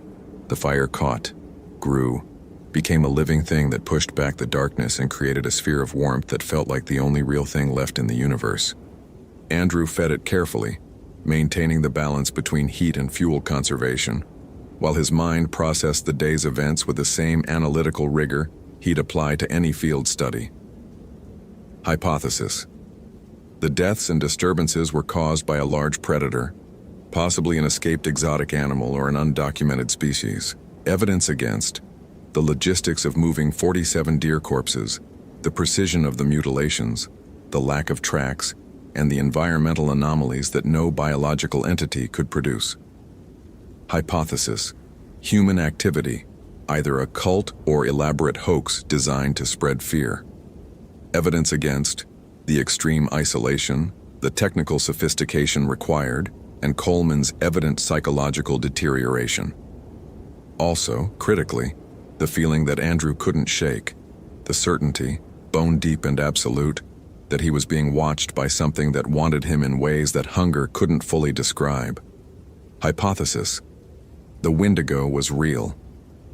He wrote that in his notebook, the words looking absurd in his careful field scientist handwriting, drew a line under them, stared at them while the fire crackled and the darkness beyond pressed close with almost physical weight. If it was real, what did that mean? That folklore was fact, that the rationalist framework he'd built his entire worldview upon was fatally incomplete, that the indigenous peoples who'd lived here for 10,000 years knew things that Western science was too arrogant to acknowledge, or that there were phenomena in the universe that defied categorization, that existed in spaces between empiricism and myth, that could only be approached through frameworks his culture had abandoned centuries ago? The howl came again, closer this time, and with it came the cold. Not natural cold. Weaponized cold that made his earlier measurements seem tropical by comparison. The fire dimmed despite the fuel, flames shrinking as if the heat itself was being consumed by something invisible. Andrew's breath crystallized instantly. His exposed skin went numb. The water in his canteen, rated for -40 degrees, froze solid with a crack that sounded like a breaking bone. It was here. Andrew couldn't see it. The darkness beyond the firelight was complete, absolute, a void that seemed to swallow even the concept of illumination. But he could feel its presence, could hear the sound of something moving through the forest with a gait that was wrong, joints bending in directions that biology shouldn't allow. Could smell it now too, an odor of spoiled meat and winter ice, and underneath it all, something sharp and metallic that his hindbrain identified as blood. "I know what you are," Andrew said, his voice steadier than he'd expected, speaking to the darkness because silence felt like surrender. "Wendigo, spirit of hunger. You were human once. Coleman, maybe. Someone who broke the taboo." The movement stopped. In the sudden silence, Andrew could hear his own heartbeat far too fast. pumping blood that felt sluggish in the cold. Could hear the fire struggling to stay alive. Could hear from the darkness a sound that might have been breath or might have been laughter, dry and thin and utterly devoid of humor. "You can't be real," Andrew continued, though the words felt hollow even as he spoke them. "You violate every principle of thermodynamics. The temperature manipulation alone would require energy expenditure that no organic system could." The thing in the darkness stepped forward. Just one step, but it brought it to the absolute edge of the firelight where Andrew could finally see what had been pursuing him. His mind tried to reject the image, to categorize it as shadows and tricks of light. But the thing was too solid, too specific, too terribly present to dismiss. Antlers just as Coleman had drawn, but worse in reality. They sprouted from a skull that was elongated like a deer's but sized like a human's, covered in skin so thin and stretched that every contour of bone showed beneath. The body was emaciated to the point of impossibility, ribs like knife blades pressing against gray flesh that looked freezer-burned, limbs too long and jointed in too many places. But the worst part was the eyes. They were human, remained human despite all the other transformations, and in them Andrew saw awareness, intelligence and hunger so vast it made the Grand Canyon seem like a minor depression. It opened its mouth. The jaw distended, unhinged, revealing rows of teeth that were all incisors, all sharp, designed for tearing rather than chewing. When it spoke, the voice was Coleman's, but layered with harmonics that suggested dozens of voices speaking in unison, all the victims it had consumed adding their tones to its speech. "You understand incorrectly, Ranger." The words came in English, but beneath them Andrew heard that other language, the Ojibwe words flowing like an undercurrent. "I don't violate your physics. I am physics. I am the entropy at the end of all things, the heat-death of the universe given form in this small place. Every living thing burns its fuel and produces cold. I am that cold collected and concentrated and given purpose." "That's not..." Andrew's voice broke. "Thermodynamics doesn't work that way. Your thermodynamics measures a closed system. The universe is not closed. There are cracks, spaces where the rules thin and older equations apply."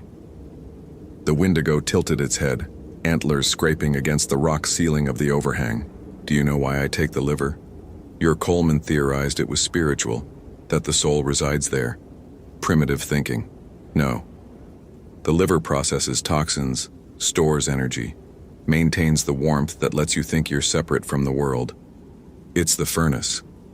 I consume it because I remember what warmth felt like, even though eating only makes the hunger grow." It took another step forward. The fire guttered lower. "I was a man," it continued, conversational now, almost gentle. "Métis trapper. Worked these woods before they were federal land. Winter of 1893. Got cut off from my camp by an early freeze. No food. No way out. By the third week I was burning my boots for warmth and eating the leather. Fourth week my partner died. I held out for 5 days. 5 days of staring at his frozen body and feeling my own organs start to shut down. When I finally cut into his thigh, I told myself it was survival. Just protein.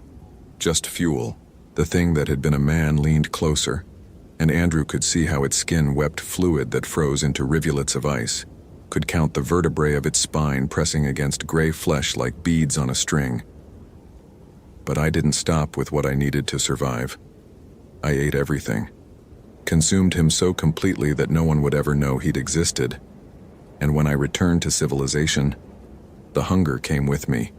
It grew, spread, became something that couldn't be satisfied by normal means. So I fled back here to the deep woods and I hunted, deer at first, then other trappers, then anyone unlucky enough to cross my territory. Your Coleman makes number 83 across 132 years. You can't have survived that long, Andrew said. But the words were reflex rather than conviction. He was bargaining with physics because he didn't know how else to bargain. Human cells don't... I'm not human anymore. Haven't been for decades. The cold preserves me. The hunger sustains me. And every person I consume adds their warmth to the void inside me. But it's never enough. It will never be enough. That's the punishment. That's the transformation. To need eternally, and to know that needing is all that will ever remain. Andrew's hand crept toward his pack, toward the emergency flare gun that was probably useless, but represented action, choice, the possibility that he wasn't completely helpless. "You're thinking weapons," the Wendigo observed. "Fire. Force.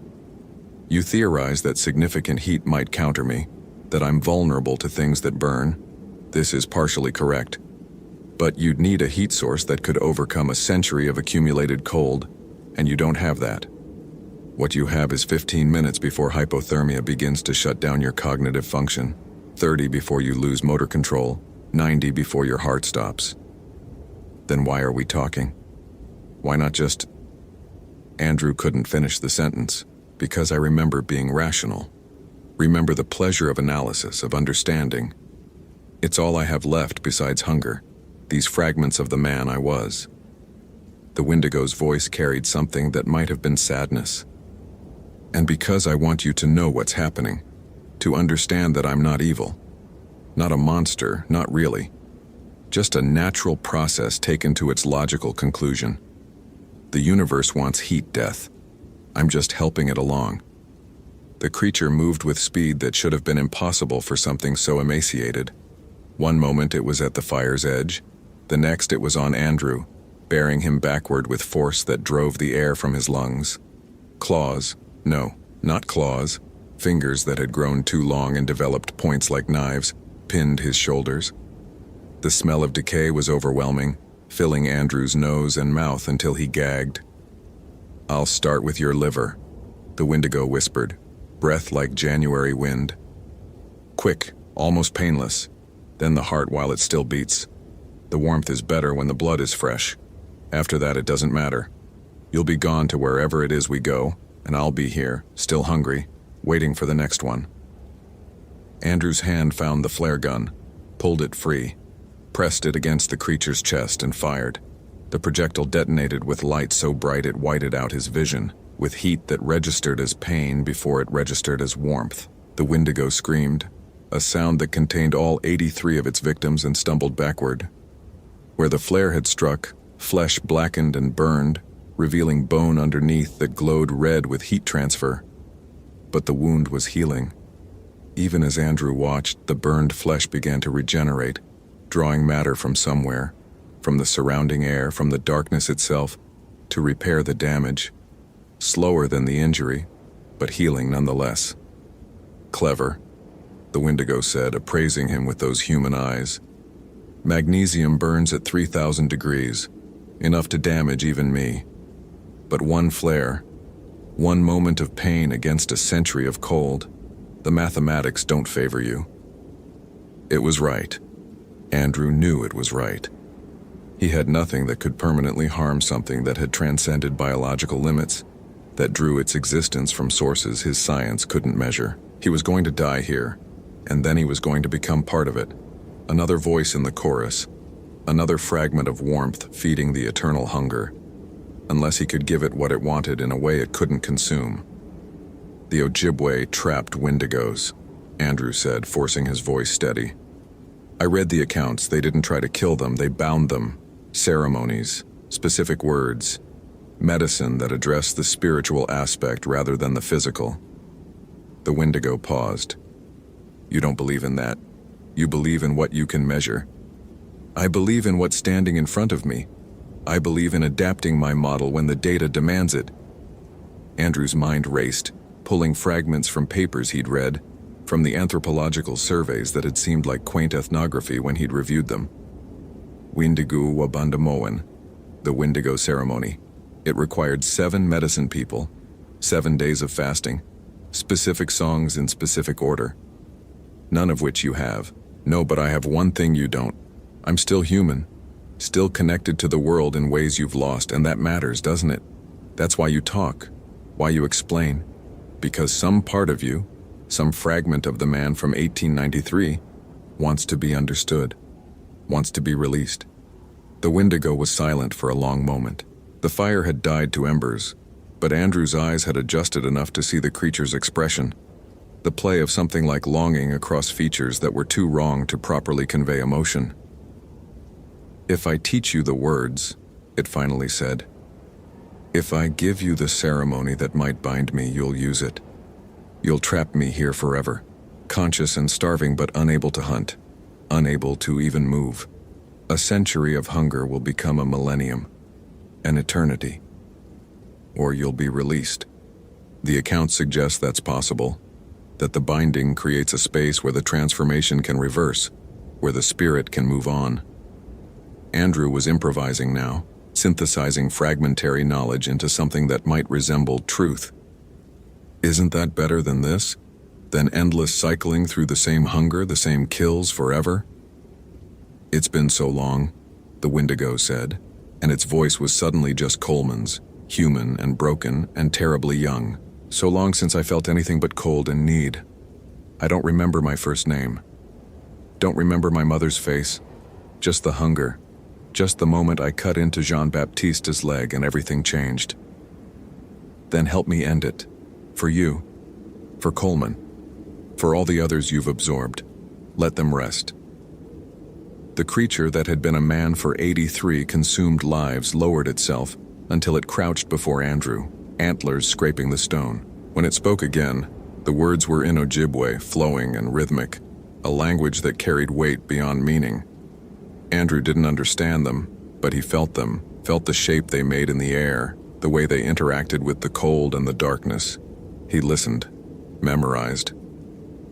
And when the Wendigo finished speaking, when it had given him every word of a ceremony that might bind or release it, Andrew began. The words felt wrong in his mouth, consonants that his English-trained tongue couldn't quite produce, but he forced them out.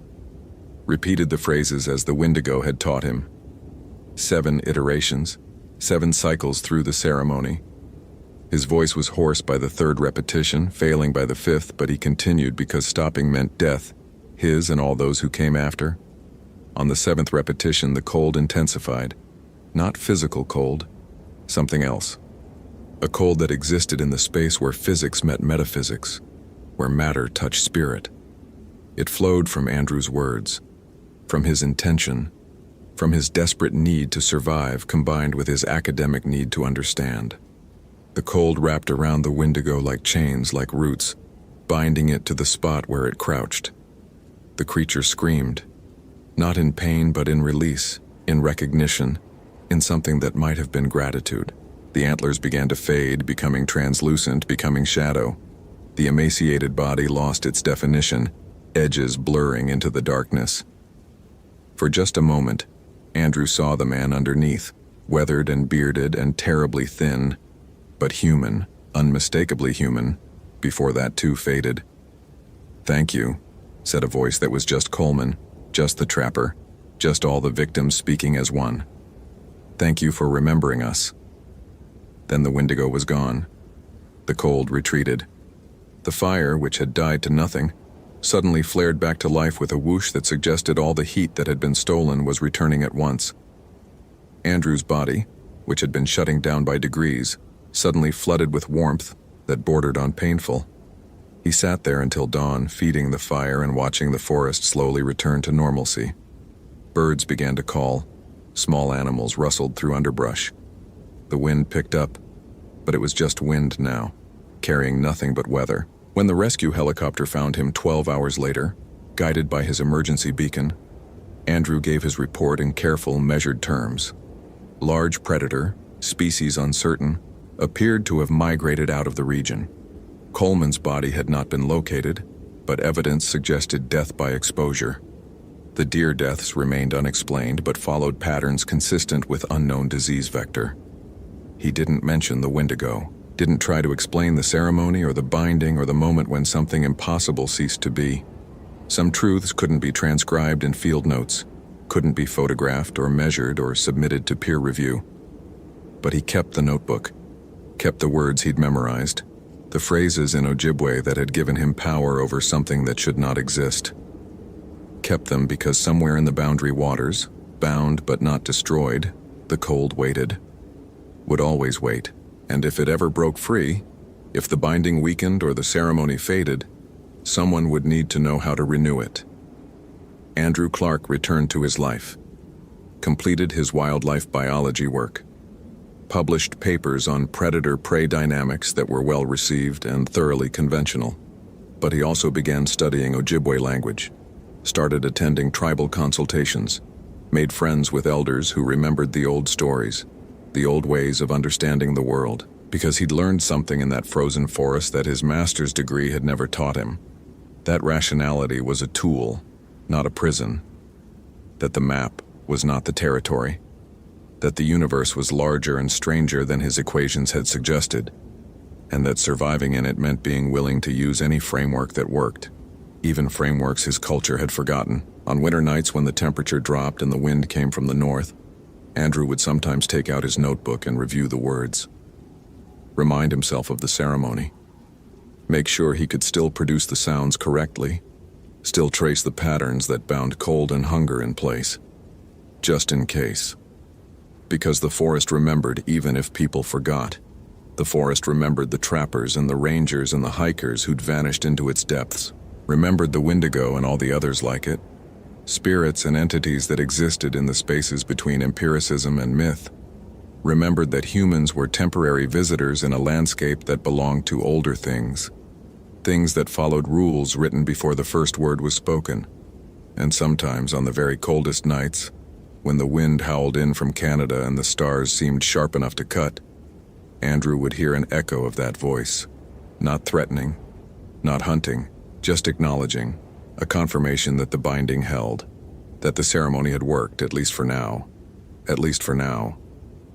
Hope you felt genuine terror. If you appreciate authentic horror rooted in real folklore, consider following for more stories.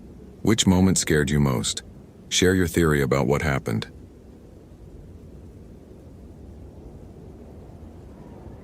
The map was wrong. Amanda Foster had checked it 3 times against the GPS coordinates, against the geological survey, against her own eyes.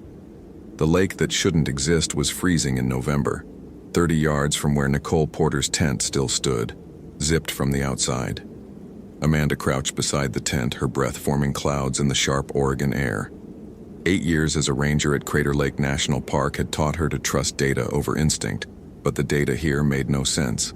According to every map she carried, the USGS topographical, the NPS trail guide, even the outdated 1987 survey, this depression shouldn't hold water. The elevation was wrong, the drainage was wrong. Yet here it was, roughly 40 feet across, surface already showing skim ice despite the temperature holding at 38 degrees. She pulled out her Garmin eTrex, compared the coordinates again. 42.9446 degrees N, 122.10-90 degrees in W. The numbers matched Nicole Porter's last known location from the emergency locator beacon that had transmitted for exactly 7 minutes before going silent. But the topography didn't match anything in the database. Foster, you copy? The Motorola radio crackled at her hip. She keyed the mic. Go ahead, dispatch. Any sign of Porter? Amanda looked at the tent again. Tent's here, sealed from outside, no sign of struggle. But Jim... She paused, choosing her words carefully. There's a body of water here that's not on any of our maps. A longer pause. Say again? I'm looking at a lake, maybe 50 feet diameter. It's not in the system. Could be seasonal runoff. In November? At 7,200 feet? Amanda pulled her notebook from her jacket. I'm documenting everything, going to check the tent now. Copy. Weather's moving in. You've got maybe 2 hours before the road closes. Amanda acknowledged and clicked off. She photographed the tent from multiple angles, noting the frost patterns on the nylon. The zipper was pulled completely shut, the slider locked in place. Nicole Porter's Subaru sat in the Cleetwood Cove trailhead lot, keys in the ignition, phone in the cup holder showing 3% battery. A day hiker had reported the abandoned vehicle yesterday morning. Nicole had signed the trail register on November 14th at 6:47 a.m. It was now November 16th, 3:15 p.m. Amanda unzipped the tent slowly, photographing each stage. The interior was pristine. Sleeping bag laid out but not slept in. Backpack organized, nothing scattered. water bottles full, protein bars unopened. A journal sat on top of the pack, a pen marking a page. She pulled on nitrile gloves and opened the journal. The entries were methodical, organized by date and time. Nicole Porter, it seemed, was also someone who trusted documentation. Most entries described trail conditions, wildlife sightings, weather observations. Amanda flipped to the final entry, dated November 14th, 8:23 p.m. The lake appeared at sunset. I've hiked this route 17 times. There has never been water here. The surface is absolutely still, no wind ripples, no insect activity. When I threw a stone, it didn't make a splash, just went through, like the water isn't quite solid, or isn't quite water. I can see someone standing in the center, a woman, I think, in white. She hasn't moved in 40 minutes. I called out twice. No response. The temperature has dropped 15 degrees since I set up camp. My thermometer reads 31 degrees, but the lake isn't frozen. I don't want to be here when it gets dark. The entry ended. No further pages were written on. Amanda sat back on her heels, feeling the cold seeping through her knees. She looked out at the impossible lake. The surface was empty now, just that thin layer of ice reflecting the gray sky. She photographed each page of the journal, then carefully placed it in an evidence bag. Her training said to secure the scene, call for additional units, wait for the investigation team. Her training also said that lakes didn't appear overnight in locations where geological surveys showed solid bedrock. She stood and walked to the edge of the water. The shore was clean, no mud, no vegetation disturbed, no footprints. Just rock and then water, as if someone had drawn a line and filled it in. She knelt and reached out to touch the surface. The water was warm. Amanda jerked her hand back, stared at her wet fingers. The air temperature was 36 degrees. The water should be near freezing. She pulled out her infrared thermometer, pointed it at the lake. The reading flickered between 98.6 and 99.1 degrees Fahrenheit. Body temperature. She stood quickly, putting distance between herself and the shore. Her mind automatically reached for explanations. Geothermal activity, hot spring, volcanic vent. But Crater Lake was a caldera, yes, the collapsed remains of Mount Mazama, but there were no active thermal features in this area. The lake itself, the big lake, the one that was supposed to be here, sat 2 miles north. This was just ridgeline, solid rock, dry. The radio crackled again. Foster, we're getting some weird readings on the weather radar. Temperature inversion forming over your position. You need to start heading back. Amanda keyed the mic. Copy. Need another 20 minutes to process the scene. You don't have 20 minutes. This front is moving faster than predicted. She looked up. The sky had darkened, clouds lowering like a ceiling. Understood. Movement across the lake stopped her mid-sentence. A figure stood in the center of the water. White clothing, long black hair, absolutely motionless. Amanda's rational mind immediately cataloged possibilities. Another hiker, someone injured, hypothermia victim. But the figure was standing on the water, not in it. Standing where the depth should be at least 15 feet, if the depression followed any normal geology. Foster, you still there? Yeah. Her voice came out steady despite her pulse hammering. Yeah, I'm here. Jim, I need you to check something in the database. Any missing persons cases in this park involving water? Specifically drowning or bodies recovered from water? You found something? Just check, all years. Go back as far as the records go. That's going to take some time. I'll wait. She kept her eyes on the figure. It didn't move, didn't sway, didn't shift weight, didn't seem to breathe. The distance was maybe 40 feet. Amanda pulled out her binoculars. Through the lenses, details sharpened. The figure was female, wearing what looked like a white dress or gown that hung to mid-calf. The fabric was wet, clinging to thin limbs. Long black hair obscured the face, hanging straight down past the shoulders. Bare feet stood on the ice-filmed surface. Hello, Amanda called across the water. Are you injured? The figure didn't respond, didn't acknowledge the voice at all. This is National Park Service. If you need help, I need you to respond. Nothing. Amanda lowered the binoculars, pulled out her camera, and zoomed in. Through the viewfinder, she could see more detail. The dress wasn't quite white, more of a pale gray stained with darker patches. The hair moved slightly despite no wind. And the feet? Amanda's finger hesitated on the shutter button. The feet weren't quite touching the surface. The figure hovered maybe an inch above the water, suspended in a way that made her eyes hurt to process. She took the photo anyway. The shutter clicked 3 times in rapid succession. The figure's head tilted. Not lifted, tilted, sideways, at an angle that suggested a broken neck. The hair slid aside slightly, and Amanda caught a glimpse of pale skin, dark eyes, and something wrong with the mouth. Too wide. Open too far.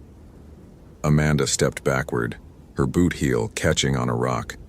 She stumbled, caught herself, and when she looked up again, the figure was gone. The lake surface was empty. Just ice in that impossible warm water. Her radio crackled with static, then Jim's voice came through. "Foster, I've got something. Hold on, pulling up the file now." Amanda kept her eyes on the water, camera still raised. "Go ahead." "Okay, this is interesting. We've got 4 missing persons cases in the park since 1985. 3 of them were eventually found, 2 fell on trails, 1 had a medical emergency, but there's 1 still open.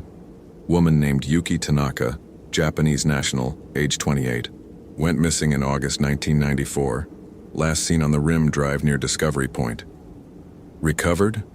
Never found. But here's the weird part. Her diary was recovered from her car. Final entry talked about seeing a lake of tears that appeared at sunset. Rangers searched the area extensively. No water source matching her description was ever located. Amanda's skin prickled despite her heavy jacket. Any connection to the current missing person? Nothing obvious. Different demographic, different time of year, different... Wait, hold on. Papers rustled over the radio. Both were staying at the same campground, Mazama Village. Both logged complaints about their rooms the night before they disappeared. What kind of complaints? Water damage. Both said their rooms smelled like wet fabric and there was condensation on the walls despite the heat being on. Maintenance checked both times, found nothing. Amanda looked back at Nicole's tent. The nylon showed no water damage, no unusual moisture. But the inside had felt different somehow. Heavy, like the air was saturated even though everything appeared dry. "Jim, I need you to pull any other reports of unexplained water phenomena in the park. Any time period. Sightings, seasonal changes, anything that doesn't match geological surveys. That's going to be a deep dive. I know, but I think..." Amanda paused. The temperature had dropped again. She could see her breath now. Thick white clouds. "I think there's a pattern here." "What kind of pattern?" She didn't answer immediately. Across the lake, fog was forming, not rising from the water like normal mist, appearing in place, manifesting in vertical columns that grew thicker as she watched. The columns moved closer together, forming a barrier. "Foster? I need to go. I'll be back at the station in 90 minutes. She clicked off before he could respond, started packing her equipment. The tent would stay. It was evidence. She photographed everything one more time, marked the GPS coordinates, and turned back toward the trail. The fog had spread while she worked. What should have been a clear line of sight to the Rim Drive was now completely obscured. Amanda pulled out her compass, watched the needle spin lazily before settling on north. She double-checked with the GPS. Both agreed. The trail back should be visible from here. It was only half a mile through sparse woods to the road. She started walking, counting steps. 50 paces should bring her to the trail marker. At 48, she stopped. The lake was in front of her. Amanda turned around slowly. Nicole's tent sat behind her exactly where it should be. She looked at her compass again. She'd walked north. The lake was south of the campsite, but now it blocked her path. She walked east instead, parallel to the shore, keeping the water on her left. After 200 yards, she should hit the trail. Instead, she found herself back at the tent, approaching from the opposite side. The lake had moved, or she had circled without realizing it. Amanda pulled out her GPS, watched the screen flicker. The coordinates jumped erratically. 42.9446, 42.9501, 42.9382, 42.9446. She was simultaneously in multiple locations, or the satellites couldn't get a fix, or something was interfering with the signal. She tried the radio. Static hissed back at her, no voice underneath. The fog pressed closer, thick enough now that she couldn't see more than 20 feet in any direction. The temperature continued to drop. Her thermometer read 23 degrees. Think logically, she told herself. Fog formation requires specific conditions: temperature inversions, moisture saturation, pressure systems. This was forming too fast, too thick, in conditions that shouldn't support it, which meant her fundamental assumptions about the environment were wrong, or something else was happening. She didn't want to consider something else. Something else meant abandoning the framework she'd built her career on. Amanda made a decision. She walked directly toward the lake. If she was being turned around spatially, the one constant was the water. If she crossed it, she should come out the other side in a known location. The lake was only 40 feet across. Even if she had to wade, even if the water was deep, she could manage 40 feet. At the shore, she stopped. The warm water lapped gently against the rocks now, creating ripples that hadn't been there before. The surface was no longer freezing. Steam rose in tendrils, mixing with the fog. Amanda knelt, looked down into the water. It was perfectly clear. She could see the bottom. Smooth rock, no vegetation, no debris. The depth looked to be maybe 10 feet at the center. Manageable. She stood, prepared to wade in, and saw the reflection. Not her own reflection. Another face looking up from the water. Pale skin, dark eyes, black hair spreading in the current like ink. The mouth was open too wide, showing too many teeth. As Amanda stared, the reflection's hand reached upward, breaking the surface from below. Amanda threw herself backward as water exploded upward. The figure erupted from the lake, water streaming from the white dress, hair whipping despite no wind. The head was tilted at that wrong angle, and up close Amanda could see the skin was mottled, discolored, the texture of something that had been submerged too long. The mouth opened wider and a sound came out that was simultaneously a scream and rushing water and something breaking. Amanda felt it in her chest, in her teeth, vibrating through her skeleton. She turned and ran into the fog, abandoning equipment and protocol and rational thought. Behind her, she heard water falling, heavy and constant, like a waterfall that shouldn't exist. And underneath it, footsteps. Wet footsteps. Running footsteps. Getting closer. Amanda's boot caught on something and she went down hard, sliding on frost-slicked rock. She rolled, came up in a crouch, and realized she was at the edge of the lake again. But the perspective was wrong. She was looking at Nicole's tent from the opposite side, which meant she'd run in a complete circle in under 30 seconds. The fog cleared slightly, and she saw the figure standing 10 feet away, close enough now to see the details she didn't want to see. Fingernails torn and bleeding, skin split at the joints, water constantly dripping from the hair and dress and mouth. The eyes were the worst, completely black, reflecting nothing, absorbing light. The figure's head straightened with a sound like cracking ice. The mouth moved, and words came out in a voice that sounded like drowning. "Why did you leave me?" Amanda's analytical mind tried to process. Different voice, different face. Not Nicole Porter, someone else. She forced herself to speak. "Who are you?" The figure tilted its head the other way, studying her. "You let the water take me. You all let the water take me." Standing on the shore while I screamed. I don't understand. 20 years. The voice was multiple voices now, overlapping. 20 years at the bottom, looking up at the sky, watching shadows pass. No one looked down. Yuki Tanaka. Amanda's mind made the connection even as every survival instinct screamed at her to run.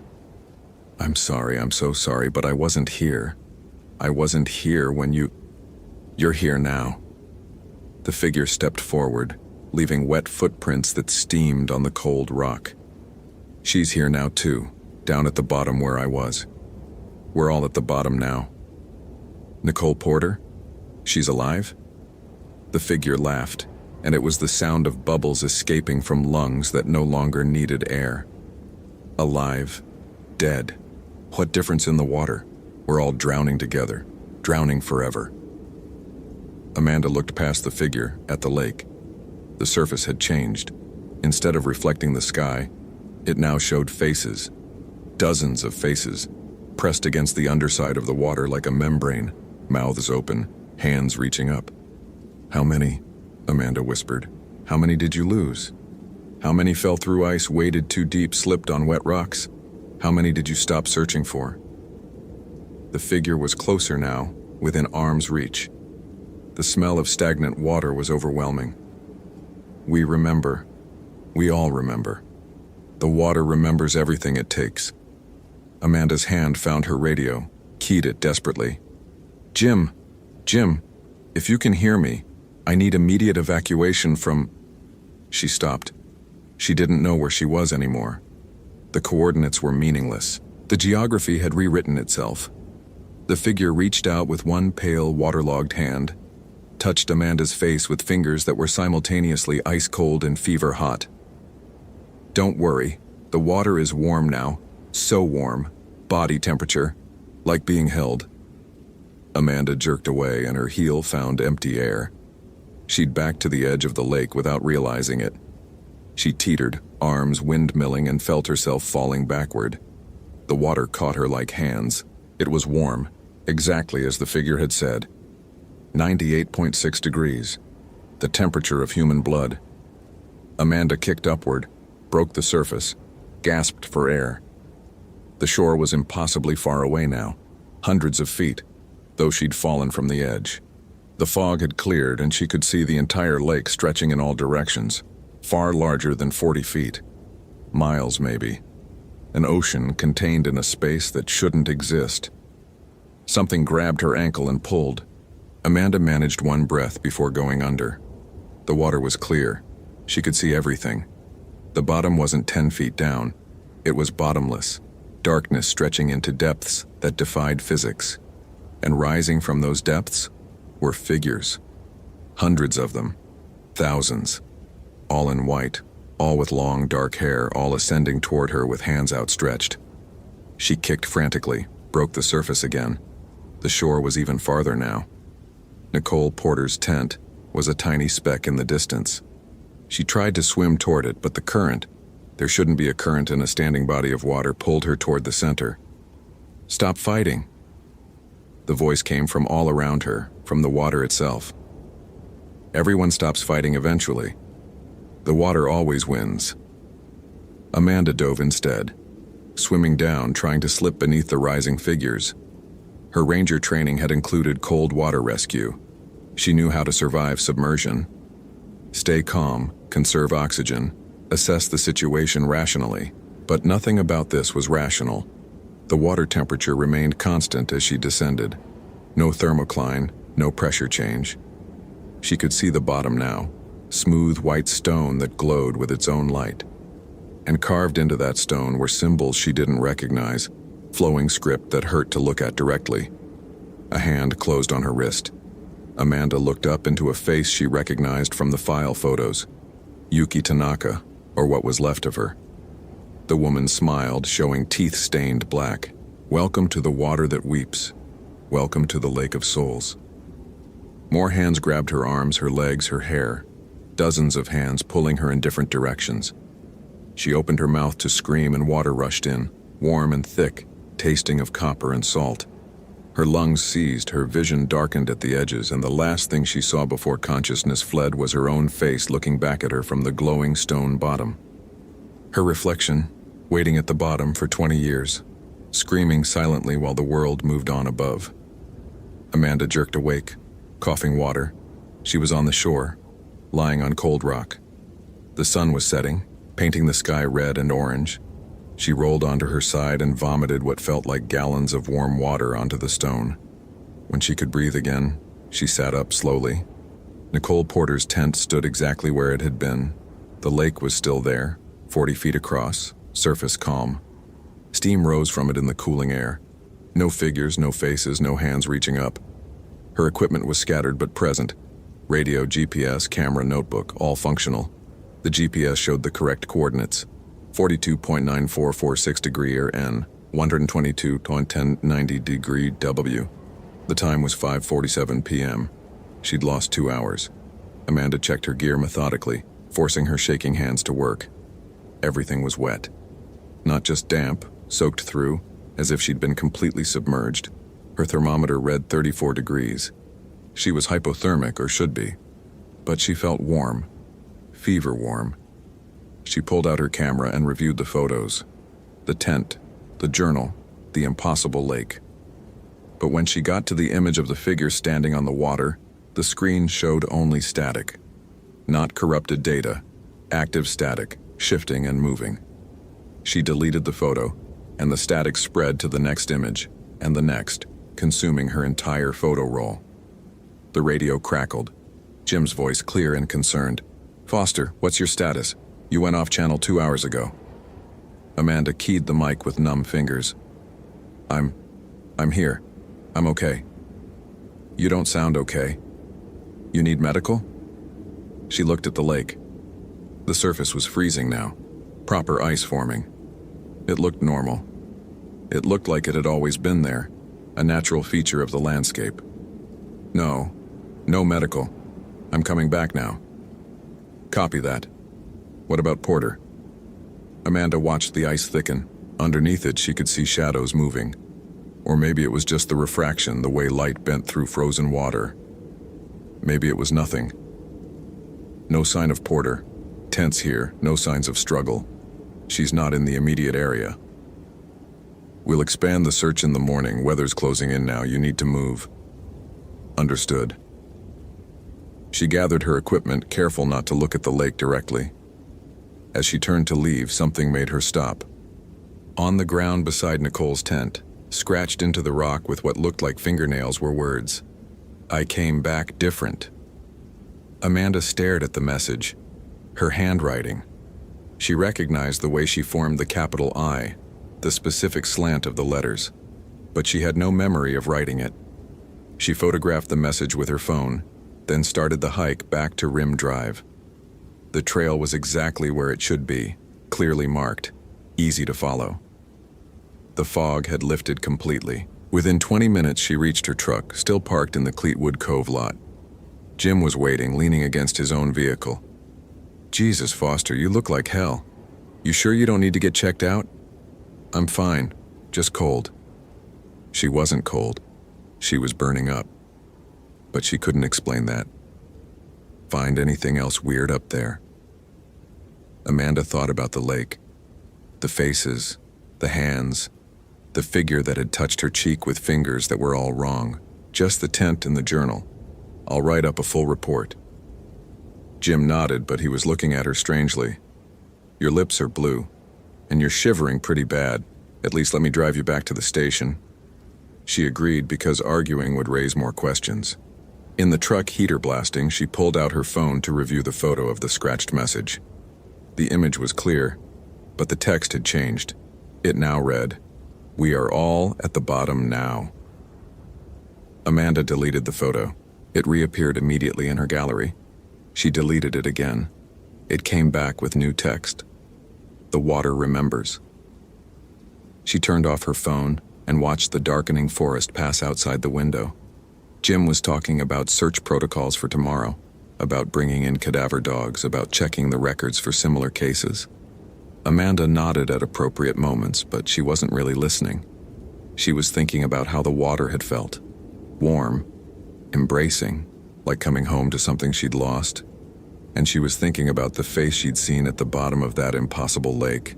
Her own face, looking up with black eyes and too many teeth, smiling at her return. At the ranger station, she wrote her report mechanically. Tent located, evidence secured, no sign of Nicole Porter. Unexplained body of water at coordinates, not matching any geological surveys. Recommend follow-up investigation. She didn't mention the figure, didn't mention the drowning, didn't mention waking up on the shore with 2 hours missing. That night in her apartment in Klamath Falls, she stood in the shower for an hour, trying to wash away the feeling of that warm water. It didn't work. When she finally got out and looked in the mirror, she saw it. A wet handprint on her shoulder blade, visible through the steam. 5 fingers, too long with black marks at the tips like fingerprints left in algae. She turned around quickly. Nothing was behind her. But when she looked at the mirror again, there was another handprint on the glass, and another on the wall, and another on the door, all appearing while she watched, left by hands that weren't there. Amanda grabbed her phone, thinking to call Jim, to call someone to report this. But when she unlocked the screen, her background had changed.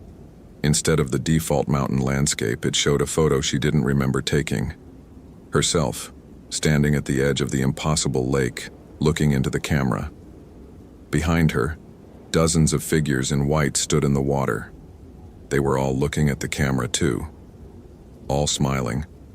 She dropped the phone.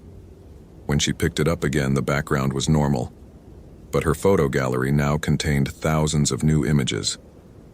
All the same, the lake, the figures, herself, repeated over and over, standing at the edge looking toward the camera, expression growing gradually more vacant in each shot, until in the final image, she was just another figure in white, standing in the water, head tilted at that wrong angle, mouth open too wide.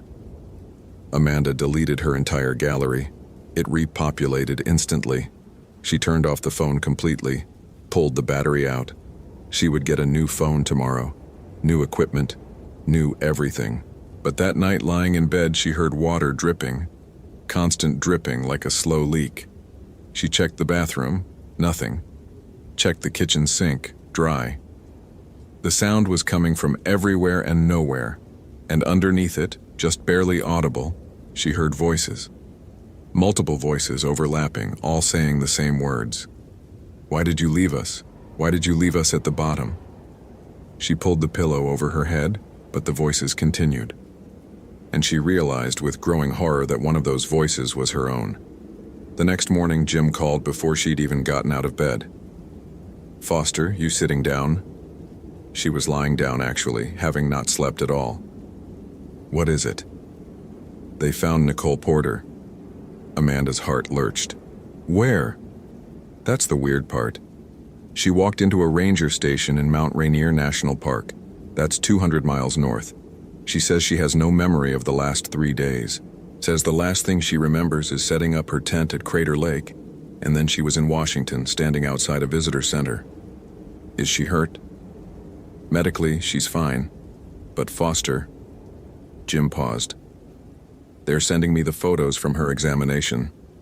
There's something you need to see." The image arrived moments later. Nicole Porter, wearing a hospital gown, standing against a white wall. She looked tired but unharmed, except for the handprints covering her skin, black handprints, hundreds of them overlapping, covering her arms and legs and neck. The same handprints Amanda had seen on her own bathroom walls. And in the background of the photo, just barely visible in the reflection of a metal cabinet, was a figure in white with long black hair standing directly behind Nicole. The photographer hadn't noticed it. The medical staff hadn't noticed it. But it was there, clear as day, hands resting on Nicole's shoulders. Amanda looked down at her own arms. In the morning light, she could see them now, faint black marks barely visible but spreading. Fingerprints that weren't hers, overlapping and multiplying. Her phone buzzed with another text from Jim. "She keeps asking about you. Says she dreamed about you drowning. Says she saw you at the bottom of a lake, standing with a bunch of other people. She wants to know if you're okay." Amanda typed back, "I'm fine. Taking a personal day. We'll be back tomorrow." But she wouldn't be fine. She knew that now. The water had marked her. Whatever lived in that impossible lake had touched her, had left something behind, had taken something else.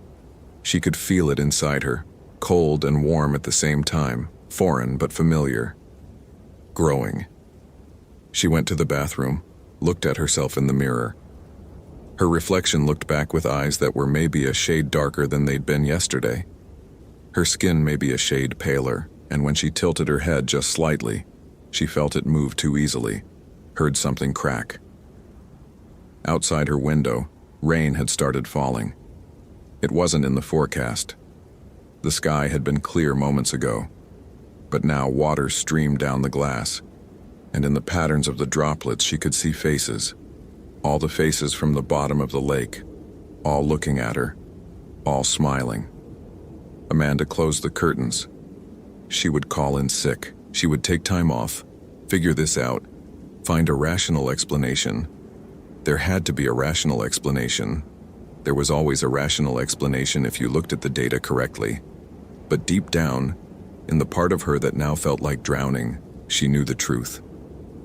The lake wasn't just water. It was a door, and she'd opened it, or it had opened her. Either way, she was changed. And somewhere in Crater Lake National Park, in a location not marked on any map, an impossible lake was growing, fed by rain that fell only there, waiting for the next person to find it, waiting to show them what lived at the bottom, waiting to bring them home. Because the water always remembers what it takes, and it never, ever lets go. Hope you felt genuine terror. If you appreciate authentic horror rooted in real folklore, consider following for more stories. Which moment scared you most? Share your theory about what happened.